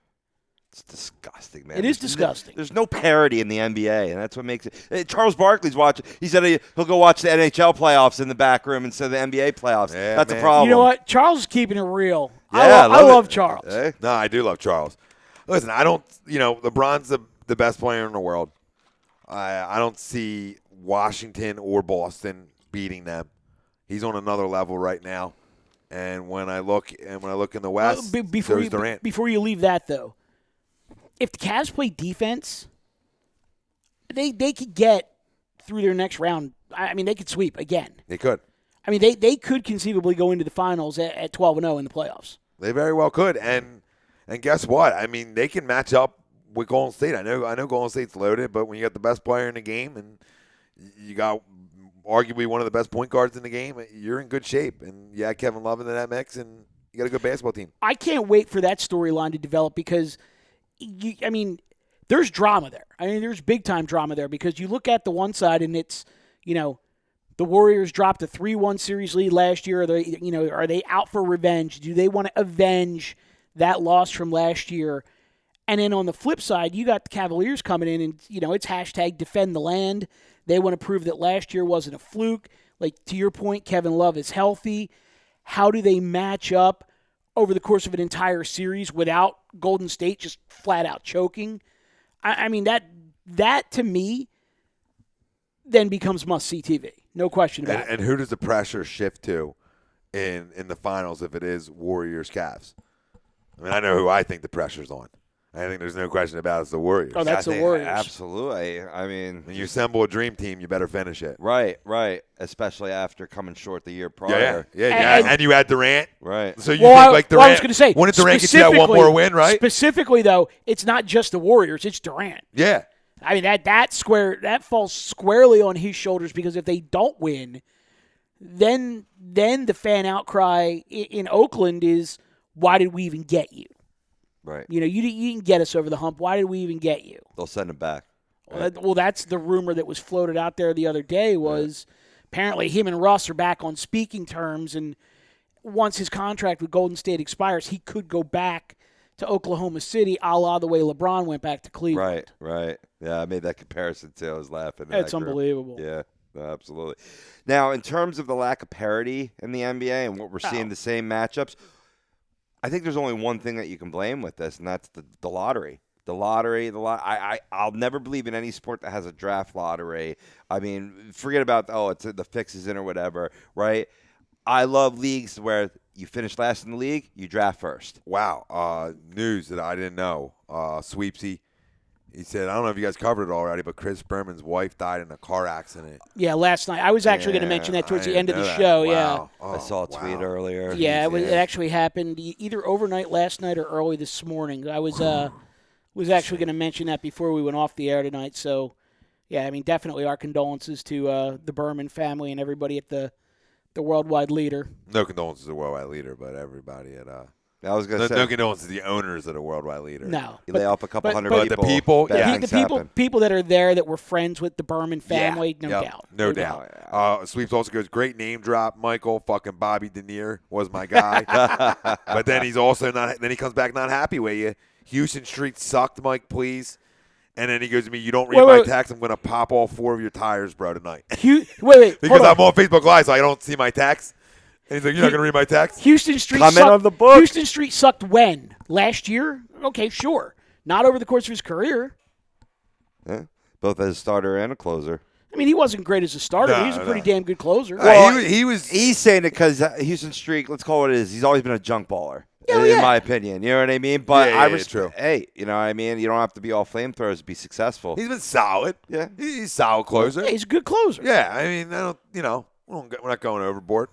Solid. I mean, I want Noah to be better if Noah did shift. He better be. Yeah. And then he hits me, you don't read my text, I'm going to pop all 4 your tires. And he says, time's ticking, Nails. You better read my text on air, dude. So I did it. We got there. All right. So, I think that's how it shapes out. I think both of them, the only team that I think can make an upset in either conference, I think Boston's a year or 2 away from the Cavs. But I believe that San Antonio is the only one who can make an upset. Right.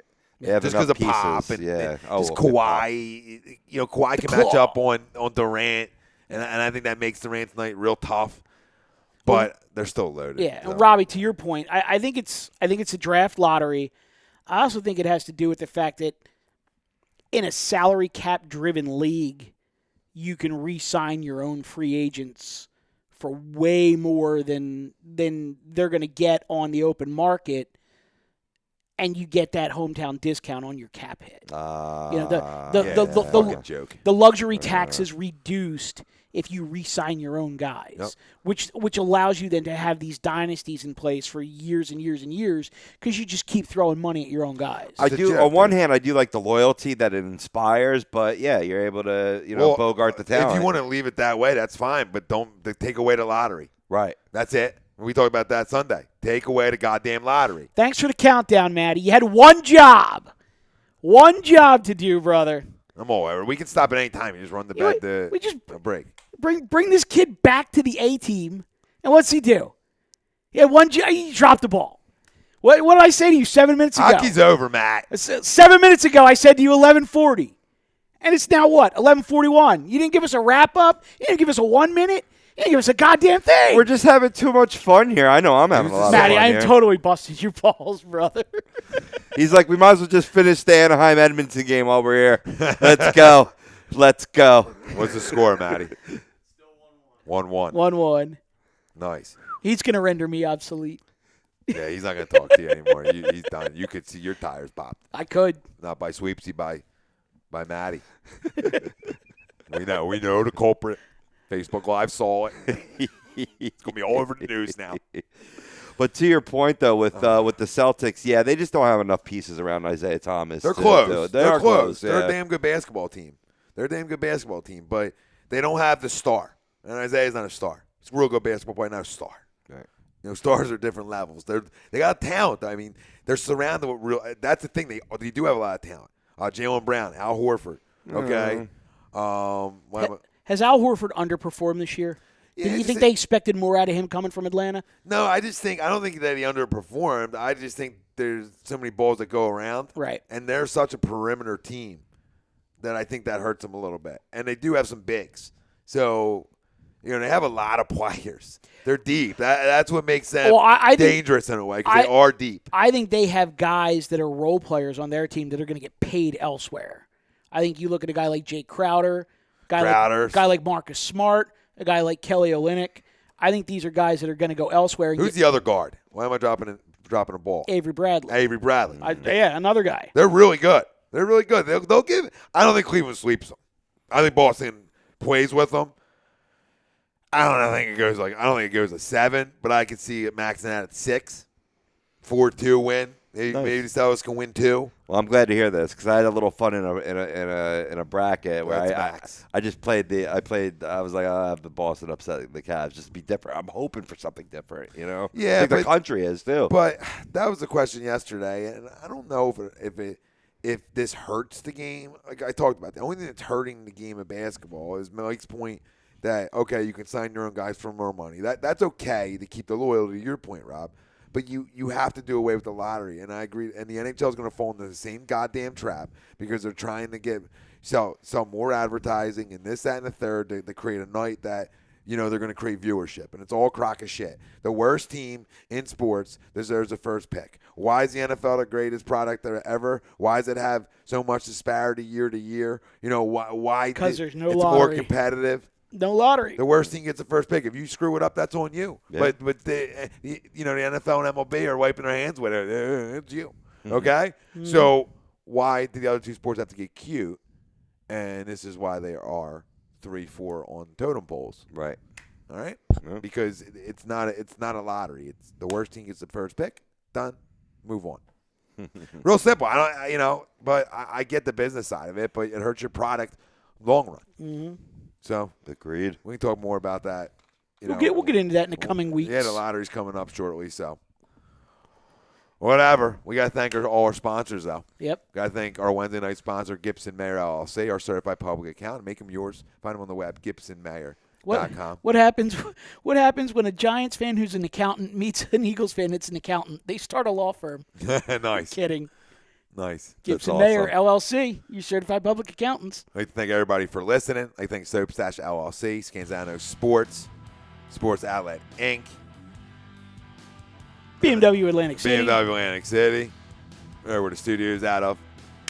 Another edition of Tom, Mike, AM, in the PM. ATDRadio.com. For Tom Renone, Michael Mataraki, Rob Povia, Matt's in the studio on the ones and twos. We thank you all for listening. For the fan, by the fan, the best in the business. Hashtag it. No notes. We all out. Peace.